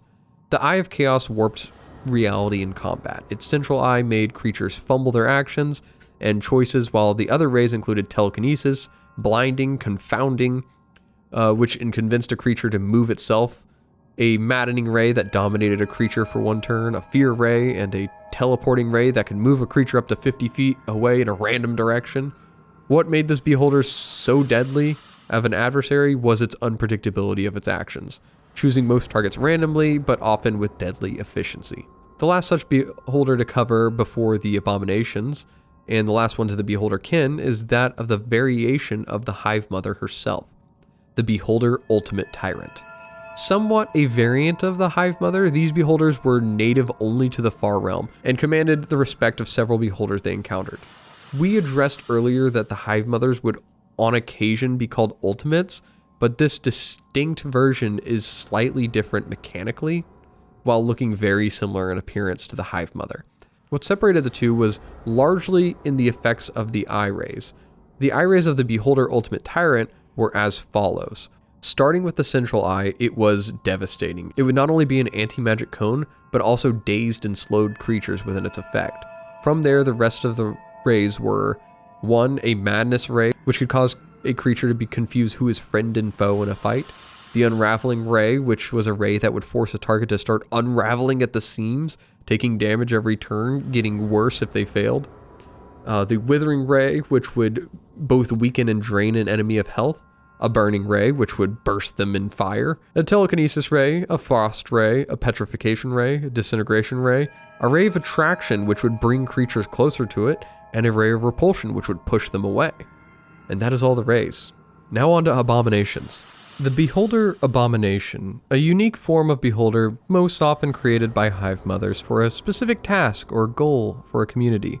These abominations cannot breed, which indicates if one is found, a Hive Mother could be close by. Each abomination is said to be more of a necessity to a beholder Hive Mother, and often treated as tolerable under the influence of the Hive Mother. This concept could even promote the importance of abominations to the level of respect of true beholders. There are conceptually hundreds to thousands of beholder variants of abominations, but today we will cover the following with potentially some bonus ones if I miss them from my list. Directors, examiners, lensmen, overseers, watchers, eyeballs, gougers, crawlers, patrollers, astreaters, evil eyes, gorbles, orbus, death tyrants, doomspheres, kasharan, beholder zombies, eyes of shadow, and finishing with gas spores, and I'm hoping I got them all. Directors were a form of abomination largely designed for city life. They specifically served as hive shock troops. Directors primarily function as cavalry fighters, as they possess a mind link with a specialized riding animal. The director itself is extremely large, being around 9 feet tall. Its central eye, however, is proportionally smaller than that of a true beholder.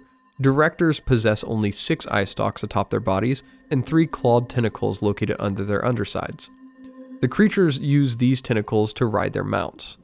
The directors have a few eye rays, improved phantasmal force, occasionally used to entertain the hive, most often to recreate glorious past combats though.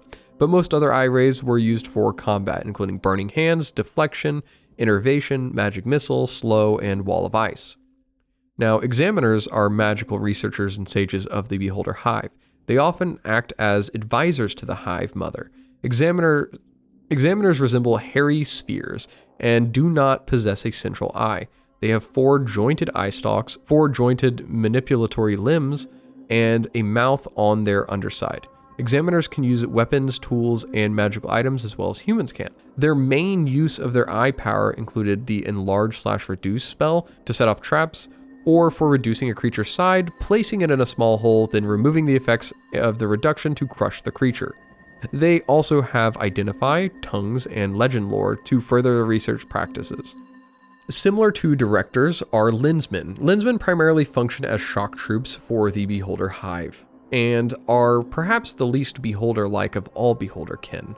In dim light, these creatures resemble cave-dwelling humanoids with a single central eye and huge, gaping mouth in the midst of a hairy humanoid torso. In addition, lensmen possess arms, legs, and a prehensile tentacle, though both sets of its limbs end in gripping hands. These fierce fighters usually carry 2-handed polearms such as halberds into combat. They did not have any use of eye ray capabilities at all. And we briefly touched on them early on. The overseers serve as officers and foremen in the hive. Each overseer possesses power similar to that of a hive mother, and can control the actions of 5 to 10 standard beholders, or 5 to 20 beholder kin. Unlike hive mothers, however, overseers can only control creatures of the same type. Thus, one overseer could control death kisses or directors, but not a combination of the two. If an exceptionally influential hive mother could control up to 20 overseers, each of these overseers could in turn control up to 20 beholder kin, for a theoretical maximum of 421 monsters in one hive. Such a concentration could spell doom for an entire human kingdom. Overseers closely resemble small, stunted trees. Each had 13 limbs ending in buds that conceal their eyes. One oversized limb serves as the spine, and 3 mouths surround the spine at its midpoint. In addition, overseers possess 8 vine-like tentacles covered with thorns. The creature stands on root-like tentacles that allow them to move very slowly across the ground, as they cannot levitate like most beholders. A symbiotic fungus coats the overseer's bark. This fungus changes color as the overseer desires, and it may appear mottled gray, green, or brown as the surroundings require. Now, an overseer is probably the most dangerous of the beholder kin, rivaling the power of a hive mother. Now, overseers had powerful eye stalks producing many of an effect, including chain lightning, cone of cold, dispel magic, domination, emotion, major creation, mass suggestion, mass charm, certain spell immunity, spell reflect, telekinesis, temporal stasis, and of course its notable ability to control beholders. They're really true adversaries when it comes to the beholder abominations. Now, one of the rather unique abominations of a hive were the Watchers. They are reconnaissance experts of the beholder hive. They are not afflicted with beholder xenophobia or paranoia, and are entirely self-serving. Watchers are large spheres with 3 central eyes arranged around their equators. This should probably remind you of observers. These central eyes are not lidded and cannot be closed.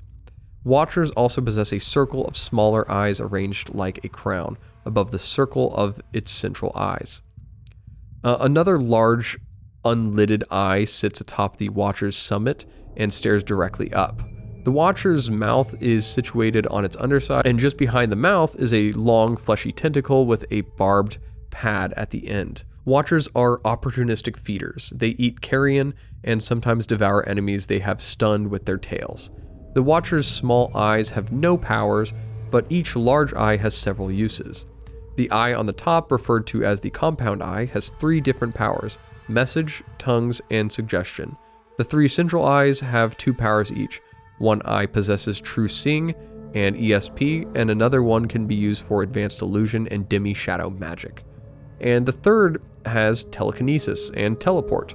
Watchers can deliver terrific electrical shocks with each blow of their tentacle, and these attacks are very likely to stun victims and often prove fatal because they'll just devour them. So we get on to eyeballs now, or as you might know them, gazers. A fleshy orb floats towards you, a tongue sliding in and out of a mouth filled with rows of tiny needle-like teeth. Its body is punctured by a single bulbous eye, the iris of which constantly flits in and out of view as though the creature is looking outside the back of its own head. An eyeball is a tiny beholderkin with 4 eye stalks. They are popular familiars in some wizardly and sorceress circles. What is most unique of the gazer was its existence. They were entirely created by beholders either through beholder mage rituals or the dreams of beholders. But the beholder would view them more often than not as amusing and would actually keep these guys as little pets. Though the eyeball was frequently converted to being a familiar, as I mentioned. The eyeball had access to only one eye ray capability, and that was to inflict wounds. Though, in later editions, they eventually gained other features such as Cause Fear, Daze, Mage Hand, or even Ray of Frost. One such important use for the gazer were the Beholder cult members, using the eye in a transplant into such cult members to create ocular adepts. As you know them, the divine spellcasters of the Great Mother. Even lower than eyeballs were something called beholder spawn, which were essentially additional little eyeball-esque beholders that fired a single ray. They were actually designed for 4th edition as essentially adds to a combat. If you're familiar with the term adds from pretty much MMORPG terminology. Now, gougers were created originally as slaves to the Farum trapped below the Anarok, but were less than useful until the trio of Free Farum, the Triumvirate, conquered Ultul and were fighting against the Beholders and the Beholder Mages, in which they retrieved this process of how they made gougers originally, and would turn them against the Beholders. And at that point, they kept reins on the gougers pretty loose, and so definitely they spread from there. Now, recall from a couple of minutes ago when I said that the Director's Road mounts. That is this next thing, the Crawler. This is a horrifying creature that looks like a monstrous combination of centipede, a pillbug, and a spider. It possesses a segmented body, 30 feet or longer, carried on 10 or more pairs of spider-like legs, and the Crawler also has spider-like eyes and mandibles. Directors perch themselves on the creature's back, just behind their heads, and by all definitions, this is not really a beholder, but more of a beholder pet. Now, expanding on that idea of mounts of beholders, there's also the patroller. Beholder mages, tired of their slow means of travel, created a mount from basic trollish stock. The result was a patroller. It looks like a hairy, headless troll with an oversized torso, and the patroller's torso had a deep depression instead of its chest, and the beholder mage essentially carted itself in there and sat within the depression of it, allowing it to essentially move around. Now, if the patroller was not controlled by the beholder mage, it just sat still and did nothing. If it was left to their own devices, they would just starve to death. Patrollers do, however, possess a mouth deep in their chest depression, and the beholder mages would feed them like cave rodents and the such, just to keep them alive. So now we get to the more of the rumored variants, the ones that are harder to necessarily confirm their existence, but have been mentioned thus far in the past. Starting with the Aster Eater, and I know how that can sound. Adventurers traveling the chaotic outer planes have reported the existence of a giant flying beholder, boulder-like species called the Aster Eater. The Aster Eater has none of the intelligence or magical abilities of the beholder. In appearance, the Aster Eater resembles a large round boulder with one large central eye and a large mouth filled with pointed teeth. The skin of the creature is virtually identical in appearance and consistency to rock. Like most beholder abominations, they speak the language of beholders and the common tongue. When in combat, the rock-like skin of the Aster Eater protects it very well, and when its eyes and mouth are shut, the creature is virtually impervious to any but very powerful magical attacks. The Asteroid Eater's normal method of attack is to hide at the edge of an asteroid field and wait for passersby to wander too close. It will then attack with its huge mouth, and given the fact it's so slow, it's really good at the first attack, but then it might take a while for it to get rearing to go again. Next up is the Evil Eyes. It is said to be some form of variant beholder that have different powers in their eye stalks than central eyes, and such profanity greatly offends more typical beholders. These beholders refer to such creatures as Evil Eyes, so they're less of a true variant to a beholder and more likely a standard beholder that's experienced some form of mutation.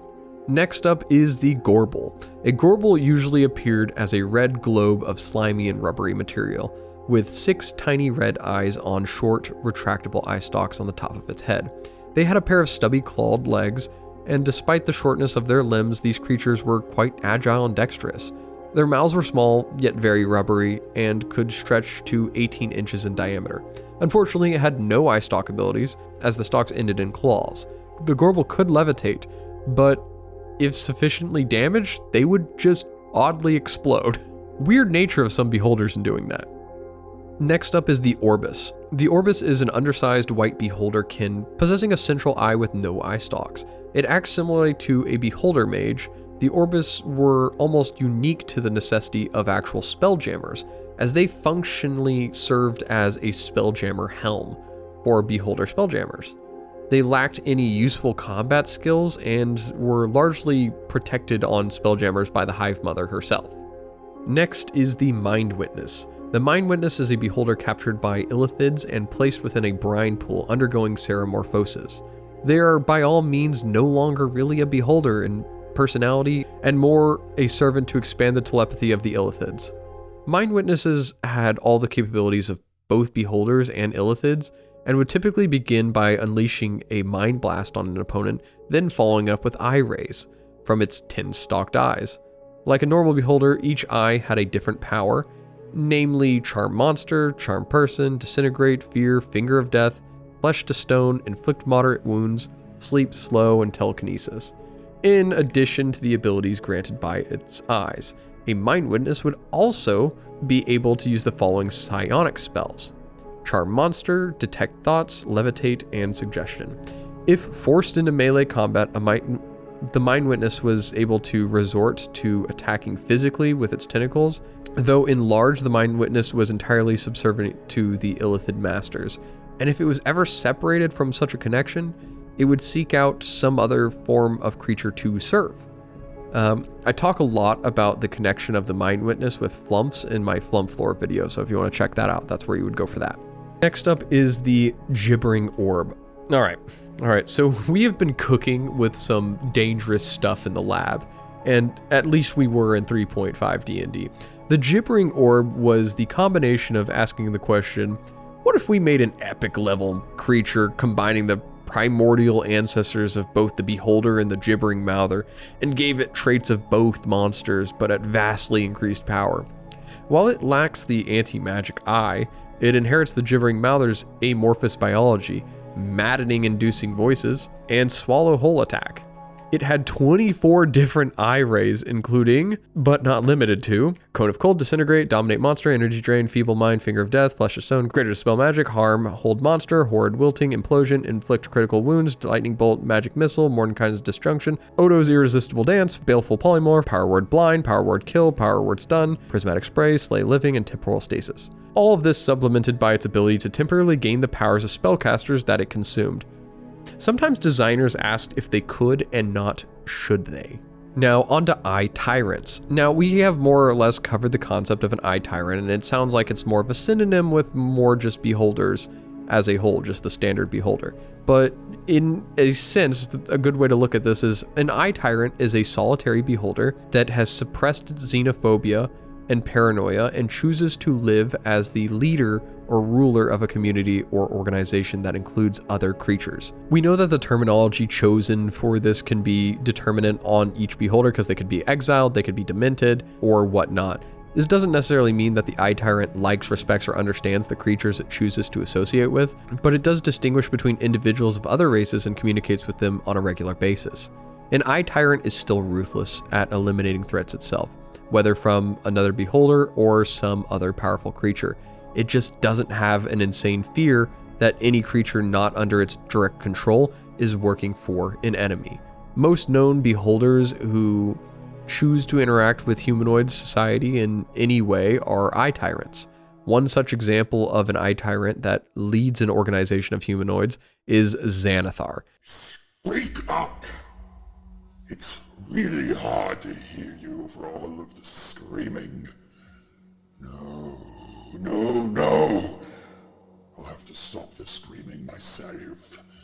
Disintegrations for everyone! These beholders are not necessarily abominations, but to a standard true beholder, they would be considered so. Death tyrants. As though living beholders weren't dangerous enough, unlucky adventurers may also encounter undead beholders. Fortunately, none of the 3 undead beholder types retain any of their intelligence. Most of these foul creatures are mindless and barely comprehend orders given to them by their creators. Kind of except the generic death tyrant. That one's pretty good at remembering that. They usually retain magical abilities, often guardians to powerful wizards, and are very rarely around other beholders. They're mostly seen as abhorrent even to beholders, although they could be seen in hives. Most undead beholders come into existence through the evil works of mages, beholder mages, elder orbs, or priests. Some of these undead, however, form as a result of magical accidents. All undead beholders encountered so far were once standard beholders. No undead beholder kin or beholder abomination have yet to be observed. So, moving into the death tyrant. When most people refer to undead beholders, they mean death tyrants. Death tyrants are created through the use of a magical spell cast upon the body of a slain beholder. Such spell cast would also define the medium through which the death tyrant receives orders through a spell. So either like controlling mechanism or a coded word. The other such formulation of a death tyrant occurs on a rare occasion. A beholder's sleeping mind drifts to places beyond its normal madness, imagining a reality in which it exists beyond death. When such dreams take hold, a beholder can transform, its flesh sloughing away, leaving a death tyrant behind. This monster possesses the cunning and much of the magic it had in life, but it is fueled by the power of undeath. Now, a death tyrant appears as a massive, naked skull with a pinpoint of red light gleaming in its hollow eye socket. Its eye stalks can in some places be rotted away, in which spectral eyes hover above the creature and glare in all directions.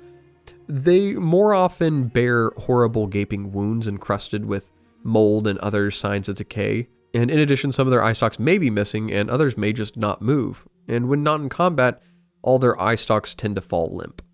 Performance issues after death. Death tyrants are slower than normal beholders, and when not following orders, they levitate in place until they usually detect movement. These foul creatures smell strongly of decay and cannot communicate in many ways. Now, as mentioned before, wizards and priests who create death tyrants usually imprint the creature with means through which they could be controlled. And some of these mediums, as I mentioned, you can go through amulet or talisman, by which the creator of a death tyrant may command it to obey the person who carries the specific object. This could be useful for wizards who wish to be the only ones to coordinate it or be able to give their subordinates the ability to. Now, you might have also codes, which is the death tyrant must obey anyone who knows a specific code word. This one can be a poor means of control, as if 2 people are going back and forth for control, then they might actually fight one another off, and it will try to follow the last command it's given. Now, for best understanding some of these death tyrants, they're more akin to liches than servants of creatures, and they still continue to thirst for power and knowledge as a beholder, just beyond life or mortality, that is. Continuing, beholder tyrants typically have very similar eye rays to that they had in life, if not all continuing to function. Though in addition, they might also gain some additional more withering the flesh of a creature or stripping them of necrotic resistances they may have. Though, if you consider death tyrants to be the end of our exploration of undead beholder abominations, you would be sorely mistaken. The next such beholder, doomspheres, were often beyond the idea of control. You see, the doomsphere was the equivalent of a beholder ghost, an intangible spirit with nothing but the desire of revenge against the living. It appears glowing, translucent, often formed when a beholder dies in a magical explosion. It can become completely invisible, and will only reveal itself when it finds a living target, in which it will shriek and attack. The creature cannot be killed by normal means, requiring a priest to bless the area upon death. A second version was introduced that was slightly different, called the Beholder Ghost, which is brought back similar to a normal ghost, and the reasons of which its return could be stuff like vengeance. These versions were not heavily detailed, but would stalk beneath the floor and raise out eyes ablazing. This version had 3 eye rays: a chilling ray that would damage and slow a creature, a killing thought ray that could make the creature drop anything it was holding, and a possession ray, which would allow the Beholder Ghost to possess the target. The next undead beholder variant is that of the Kasharin. Kasharin were a powerful undead beholder that carries a highly contagious form of mummy rot called eye rot. 2 such ways this type of beholder came about involved wizards or priests seeking to bring back beholders as death tyrants, while the beholder had Malohur, or meat rot, the seemingly harmless disease we talked about earlier, or the other case where a beholder was not outright slain after contracting eye rot. In either case, these beholders viewed the pass into Kasharin as a test that all beholders should pass, and would seek to infect their own kind. These beholders largely served as an antithesis to beholder kind, but by no means had care for any creature other than their own. Their central eye would no longer protrude an anti-magic ray, but more so charm creatures that could be charmed and serve as a death ray for those that couldn't. The blinding rot was originally developed as an ultimate unifier of the beholder race. The philosophy behind its development, it brings the beholders, every race, sub-race, and sub-sub-race together in a single unifying half-death, rising from the ashes of that death in a new race, a single race of beholder mummies. All creatures of space must fall to the beholders, and now all undead must fall to the beholder mummies. Another such variant beholder to exist was recently introduced with stats within Ravenloft Horrors Within, and that is the zombie beholder. These are creatures that came about when a beholder is simply tried to be brought back as a zombie. They are significantly weaker than a standard beholder, only having access to 4 eye rays of paralysis, fear, enervation, and disintegration.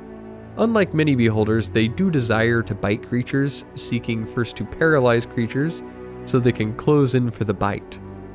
Much of their other eye rays are to deal with impediments to that goal. Now, next up is the Eye of Shadow. The last form of undead-esque beholder will cover the Eye of Shadow. These were a variant of beholder warped by the Shadowfell, largely from duration spent in the environment. This beholder had 3 ray options: a blinding ray that would blind, a thunder ray that would deafen, and a shadowbond ray that would shroud the beholder after use. These beholders were already rather obscure, but one such interaction they were known to be involved with was their appearance when the Dream Heart opened its eye. And to clarify that, I save you the Google search, the Dream Heart was an ancient aboleth artifact found by the senior Kuatoa cleric in a destroyed Illithid city under the Sea of Stars. The Dream Heart was an anomaly to most creatures and had unique powers it would grant the user of, going as far as to sending visions to the information of the wielder. And while not all creatures I plan to cover today are actual true beholders, there is one for sure that has earned the spot within this video, and that is gas spores. These are large floating fungus that can, at a distance, resemble a beholder. The confusion can lead to creatures coming too close to the fungus and bursting it, which releases deadly spores that, if not cured, will slay the creature and create more gas spores. Notably, the beholder is immune to such effects, given the often proximity to beholder layers. It is highly theorized that the beholder created or stimulated the reproduction of these creatures for its gain. Now, scientifically, they are known as the Aniatha. They are sometimes suggested to be an artificial creature designed, of course, in the beholder's image, or mimicking a beholder to scare off predators, though more likely to be a product of a fungus that mutated after infesting a beholder corpse. Aniatha that infest beholders can absorb some of the memories of the corpse and transfer them to other creatures through their spores. Now, we've made it to the end of all of the variants of beholders, and we now transition into the domain of notable beholders. So beholders that we've heard their names and you hear it and you're like, yes, it's that person. It's that beholder. Some of these are going to be very obvious to you and some are going to be still obscure, but I've included a good list of them just for you to have some fun with. Now, these descriptions are going to grow more out of hand after every single one I seem to cover because there's just more information to give you after each one. So we're going to start with Zamnel. Now, we've covered the Great Mother and Zemnid, but Zamnel, he was said to be the first spawned of the Great Mother. Zamnel was described to look like any beholder who was the one telling the story. Go figure. Zamnel gave birth to the mortal ancestors of the beholders and instructed all to gather all knowledge so they might be like the Great Mother.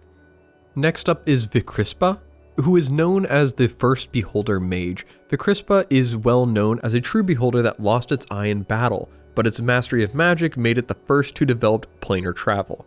It would then go on to use that power to traverse the planes with other true beholders, and it was when a force of false breeds overpowered Vikrispa that they gained the knowledge of planar travel. While Vikrispa might have been one particular version of a beholder, all beholder breeds to this day lay claim to connection to the beholder mage and blame all other beholder breeds for killing it. Another notable beholder might be Quireptir, the Blood Eye, a beholder mage of the Alamir Hive that came to rule Kalimshan for 26 years. The beholder mage was eventually ousted but never confirmed dead. What gave the beholder his prominence was his ability to unite creatures against human rule. Even during his rule, he was merciless to humanoids, supposedly slaughtering thousands by the time his rule ended. Now, Sakir. Sakir considered himself to be a creative and artistic example of his kind. Sakir liked to craft sculptures of the creatures he petrified with his eyes, and by that I mean after they were already turned to stone, he would further craft them. By 1372 DR, Sakir had made Vornoth's Mire his home along with a mind flayer called Quathnarok. Though they usually had left each other to their own devices, on occasion they would work together on some project or to defend their joint lair. Now, during the Silence of Loth in 1372 DR, where the nearby city of Merimidra was destroyed by the forces of Kurgoth Hellspawn, a number of Drow refugees made their way through Valornoth's Mire, and Sakir managed to catch the rear of the party and killed at least 3 of the Drow with his eye rays before coming away with 3 charmed Drow thralls. Another important beholder of note is Ixathnon, a hive mother introduced in the 3-part beholder series Eye of Pain, Eye of Doom, and Eye to Eye. Her excerpt really encapsulates the hive mother and the intricacies, so I will include it here. Ixathnon is a cruel and heartless creature, bent only on the fulfillment of her own agenda. She does not tolerate any insubordination from the beholders in her hive, and if she suspects betrayal, she ruthlessly and unrelentingly seeks redress. This redress may take the form of subtle entrapment, rather than overt accusation and destruction. In any event, Ixathnon would not hesitate to pass judgment. Her insistence on obedience is absolute. The mind of Ixathnon is nearly flawless in its logic. She comprehends and manipulates information more complex and subtle than many of the most brilliant sages in the known world can manage. She delights in clever puzzles, riddles, and conundrums, although she becomes frustrated in their lack of challenge to her. The Hive Mother's quest for knowledge is unrivaled, even among beholders. She is a voracious reader and sending minions out to scour the far reaches of the land for new tomes and volumes. Her library is extensive indeed. It was this hunger for knowledge that led Ixathnon to her discovery of the lost beholder city of Lith-Kinnax. If Ixathnon had one flaw, it would almost certainly be her extreme xenophobia. She does not believe there is merit in any other race of being and feels that the only true path to ultimate beholder supremacy is the complete and total annihilation of all other sentient species. She realizes, however, that sometimes it is necessary to use what you hate in order to achieve ultimate supremacy.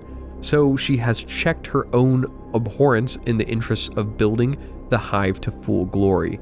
It is only with great personal revulsion and trepidation that she has implemented her plan to establish a criminal organization known as the Unblinking Eye and permitted her minions to interact with the surface dwellers. Much of the scope of this module's plot follows the deviant plots of another beholder seeking to overthrow the rule of the Hive Mother, so I don't want to incur into such spoilers of the module as the name of that beholder, so we will leave that there.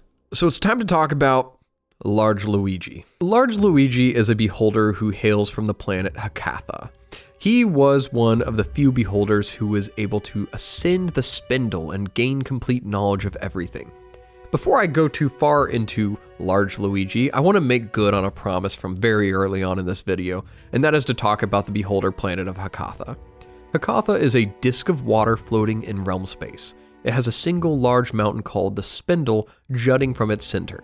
Around the edge of the disc is tapered to form a rim, and the spindle is 200 miles across at its base and tapers to a peak of 1,000 miles above the surface of the water. The caverns inside the spindle are home to 5 warring subspecies of beholders. Without going too crazy into detail, Hakatha is the 8th and furthest planet from the sun in the Forgotten Realms realm space, and the premise of Hakatha follows the 5 hives of beholders, each one vying for power over another as they try to gain control of mind stations located around the spindle. Belief is that at the very top, if a beholder were to travel to every mind station and finish the climb to the summit, they would gain access to all knowledge in the multiverse. And now we return back to Large Luigi, one of the only few beholders to make that ascent. When Luigi returned to the bottom of the mountain, he changed. No longer was he lawful evil in alignment, for the knowledge he gained boosted his intelligence and his wisdom to the maximum, and his alignment changed to lawful neutral as a direct result of the change. He was looked down upon by other beholders in their species because he finally understood the purpose of his race, to gain all the information that there was to learn, and to become the ultimate information broker of the universe. He has gained all knowledge of everything, but the other beholders refused to accept him, and once they had found that his death ray had been replaced by the ability to detect lies, he became an immediate outcast. Now running for his life, he again traversed the spindle. After convincing a tradesman ship of this dilemma, the humans took him on as a crew member, eventually dropping him off at the Rock of Brawl, where he is today. He purchased a bar and currently bartends and keeps the peace. He is known for his use of charm person and sleep abilities to keep the fighting in the bar to a minimum. He is an astounding Brawl citizen and businessman. He is the ultimate non-deity information broker in the known spheres, and he never gives out information which would upset the delicate balance between good and evil. Both serves a purpose, as he commonly says, and neither can exist without the other. All the friends he makes are lawful in one way or another, and his close friends, however, are usually lawful neutral in alignment like himself. Now you know it's time for him. No! If there's one thing you've waited and expected in this video, it would be for this moment. I can't, without betraying any form of decency, go over beholders without talking about Xanathar. So let's cover it. I don't understand the attraction of gods.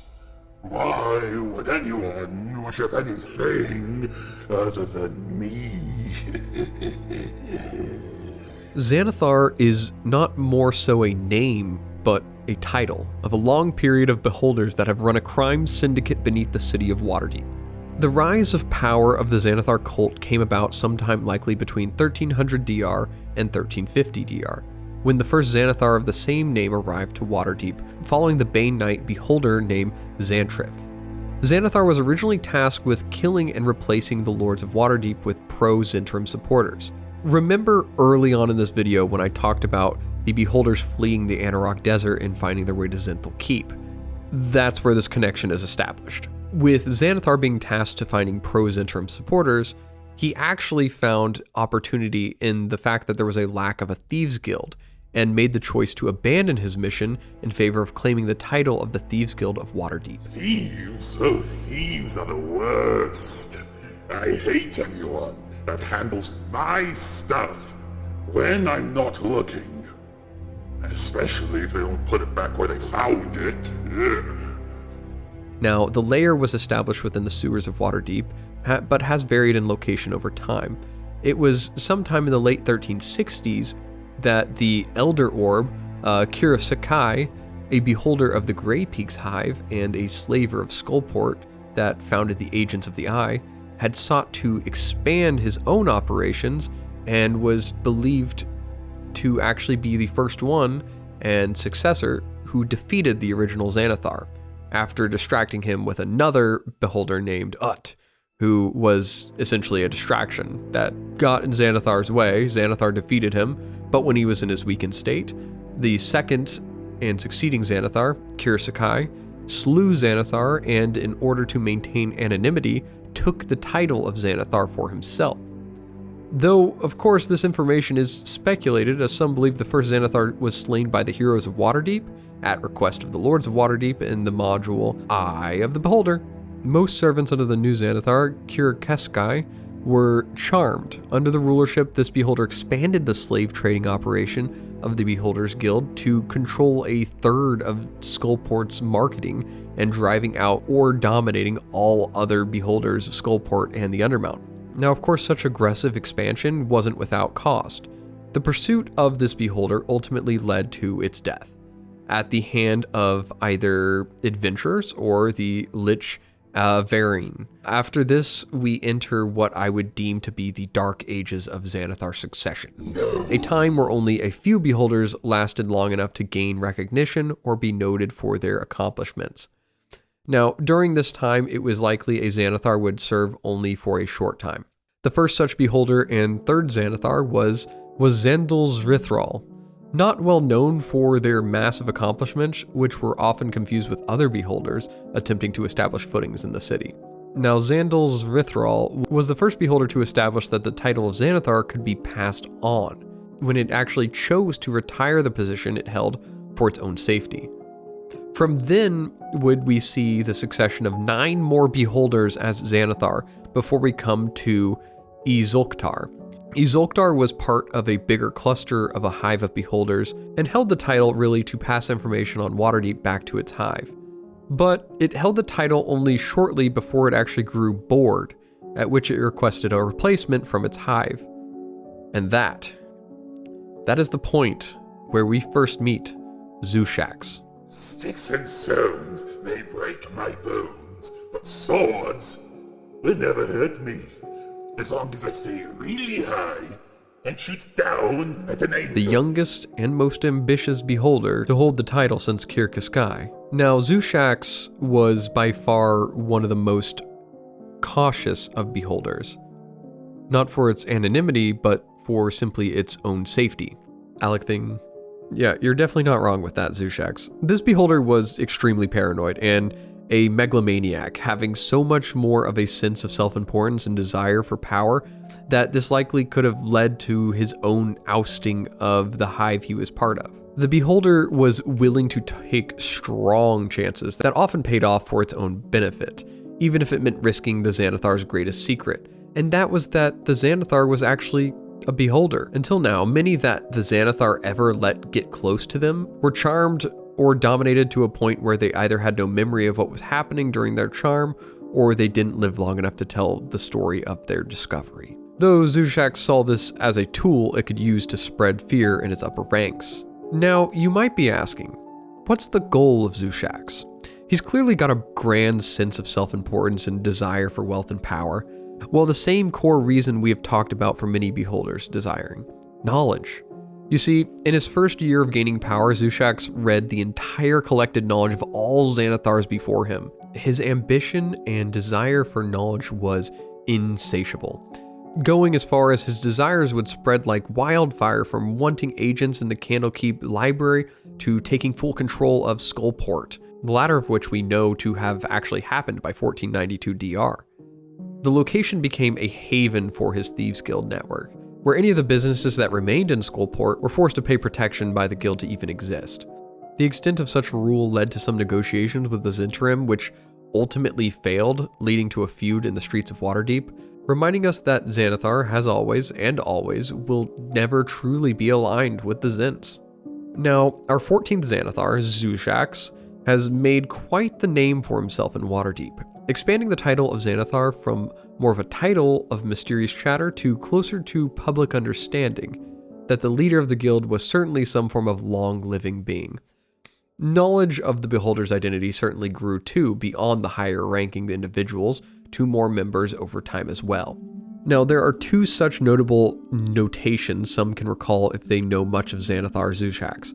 One such is their commentary on Xanathar's Guide to Everything, where the Beholder quips on such lines from the book, and then other notation being of the fish Silgar.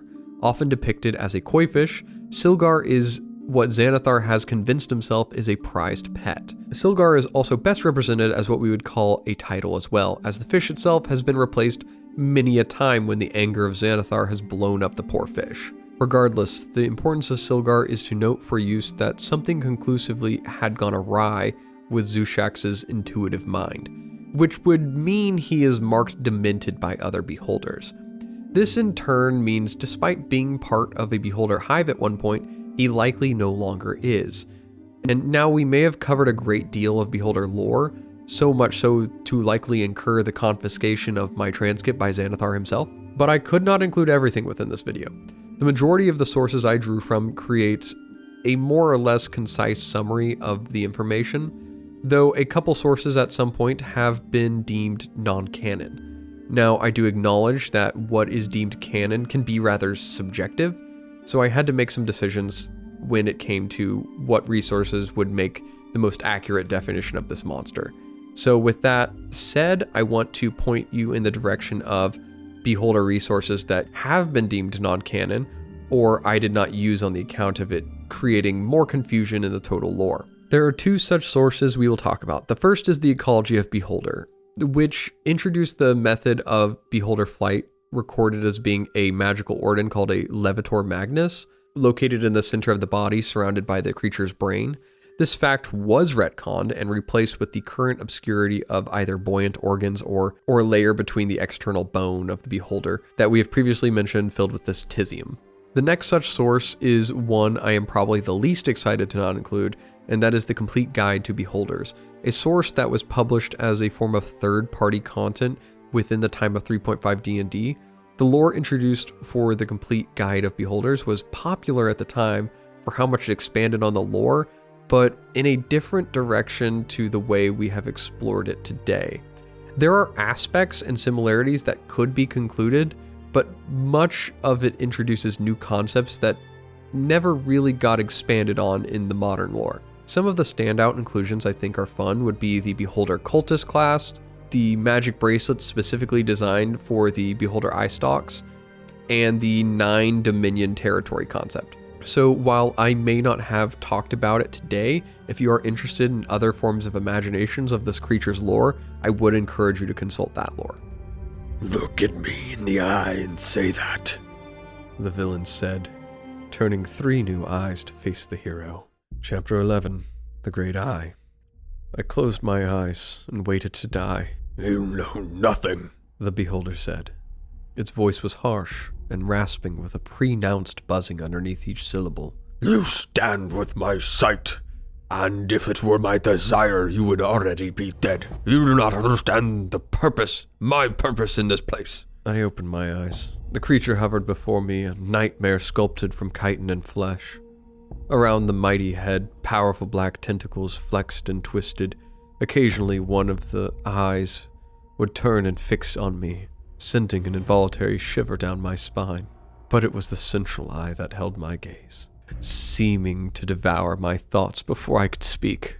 You think I come to destroy, to subjugate your people? The tyrant rasped. You see a battle between our kind, and you assume that we are unreasoning beasts, interested only in conquest and power. Fool! If conquest were only our goal, we would have taken your world from you long ago. Now upon me, your life, your body, your mind with but a gaze. I could take any of these, were it my desire. I could slaughter every soul within this town. Why then have I not done this? Why is that my kind have not eradicated your pathetic civilization, or claimed them as our own? From within the mass of writhing tentacles, one of the smaller eyes fixed me with its gaze. An invisible hand wrapped around my chest, forcing me to breathe from my lungs and lifting me into the air. The beholder watched me, its central eye calm and expressionless. I don't know. I managed to gasp. You do not, the tyrant said. The smaller eye blinked, and I fell to the floor. but you will learn. What began as a simple exploration of a monster, as a way to teach myself and people about beholders, became one of my greatest research projects for this channel. The beholder has long transcended the different editions of D&D and supplanted itself as always being a rather powerful adversary in each edition. When we consider the works of the newest versions of D&D, the case still applies. They are described in the newest version as follows. Beholders, also known as eye tyrants, number amongst the most notorious inhabitants of the Underdark. Few creatures in the multiverse are as loathed and feared as these maniacal horrors. A beholder's distinctive globular body is dominated by an oversized maw and gigantic central eye. 10 eye stalks ending in smaller eyes crown its form. From each of these 11 eyes, a beholder can unleash a different magic power. The central eye can deactivate magic, while the smaller eyes emit rays that inflict various dooms, such as petrifying creatures, disintegrating them, slaying them outright, or other effects. Beholders possess utterly alien minds. Most exhibit paranoid, narcissistic, and megalomaniacal tendencies, and they act on agendas beyond human reasoning. While some keep to themselves, others force weaker creatures into their service. Still, others cultivate grand ambitions, creating networks of minions to manipulate groups, settlements, and whole nations in the Underdark, and sometimes the surface world. Few creatures loathe beholders more than other beholders. Every beholder views itself as the physical and intellectual pinnacle of its species. To them, all other beholders are abhorrent, rivals to be dominated or destroyed. Conflicts between beholders can last for decades and lay waste to vast subterranean realms. Beholders are a particular threat to adventurers because both gravitate towards mysterious ruins and sites of great magic. Many beholders collect the magic items and petrified bodies of heroes they've defeated, displaying them all as trophies. Now, the art of the Beholder by Eric Belial is found to feel very classic Beholder encounter in its almost cartoonish art style. What it may not show in extreme detail gives the feeling of severity in the encounter. I find the overall description of the Beholder in the edition passable, if not simplified. I spent so much time researching the Beholder species, I would not have expected to see any level of detail any close to what I've read. And ultimately that might be the entire purpose of this video. Beholders clearly have a variety of forms and looks they have developed over the years in Dungeons & Dragons, and with every book or article that appears on them, their lore continues to grow. I see no beholder, Jegred said. Rild was about to reply when something above them responded in a horrible, croaking voice. Of course not, fools. I do not wish to be seen. After everything, though, I would be abhorrent to you if I did not share with you some last fun facts for the road. Let's go over them. Tongue pointing. Tongue pointing is a phenomenon some beholders use for both conversational and social aspects. This involved using their tongue to actually point at objects. They would just stick their tongue at you and point towards something. Now, beholders do make for some rather interesting spell components too. Now, intact beholder diaphragms are useful wizard spell components. Assuming all such items are undamaged, there's also a central eye, which is preserved in a brine, is worth about 5,000 gold. All the smaller eyes preserved are about 400 gold. The skin of a beholder, if treated with supple skin, can sell for upwards to 3,000 gold. And the entire beholder undamaged and preserved in a brine can fetch 12,500 gold. Now, the tisium gas within the skull of beholder breaks down immediately after death, but if one could extract the gas either before the beholder's death or before the gas dissipates, it will be bought from alchemists for about 200 gold pieces per liter, though the proper tools to extract these gases are up to 1,200 gold pieces alone, so what a fun fact. And lastly, in a pinch, beholders can be eaten, but it is incredibly bad tasting. The meat is extremely dense and often tastes as if someone tried to combine too many flavors that don't synergize together. It finds itself being even more difficult to cook because beholder, when dying, naturally starts to harden and turn to stone, and this process places a window of time in which the chef has to prepare the dish. And even after all the cooking process has been done, it spoils after 1 day. So, almost not worth to eat. By the end of this lore, I saw it fit to have some form of capability to tie it all together. But to understand chaos is to accept madness, and we cannot accept madness because we'll never understand the madness that is the beholder, even after all this research. This culmination of lore may be but an article in a history of the annals of beholder knowledge, and it may just be the utter ramblings of someone influenced by their alien power. I'm Jimmy, the local game master, and I want to give a big shout out to my friends Grace and Alek, who lended their voices for a few of the characters within the videos as well as my friend Cody, who lended some of the material for my research process. See you guys all in the next one. Wait, you're still here. What are you still doing here? Okay, I'll answer it for you. Why don't beholders disintegrate the world? Alright, this question has haunted sages and adventurers, in particular the famed half-elf scholar Odalit Tenrist, in his famous speech about beholders delivered to students in the Mages Guild some years ago. Tenrist put forth his theories on the matter. Tenrist wondered why these horribly powerful creatures capable of using great magic virtually at will haven't used their abilities in a more obvious show of force. Sure, beholders are more concerned with fighting others of their kind, but certainly there must be at least a few that would use their disintegrate eye ray to destroy the world, one 10-foot cube at a time. His answer lay in the mindset of the beholder. Although typically insane with xenophobia, beholders are also incredibly arrogant and vain, and nothing pleases them more than to have other creatures fawn over them and worship them, bolstering their own overinflated egos. A beholder that runs amok with disintegrate and finger of death eye rays quickly finds itself without anyone to dominate and menace.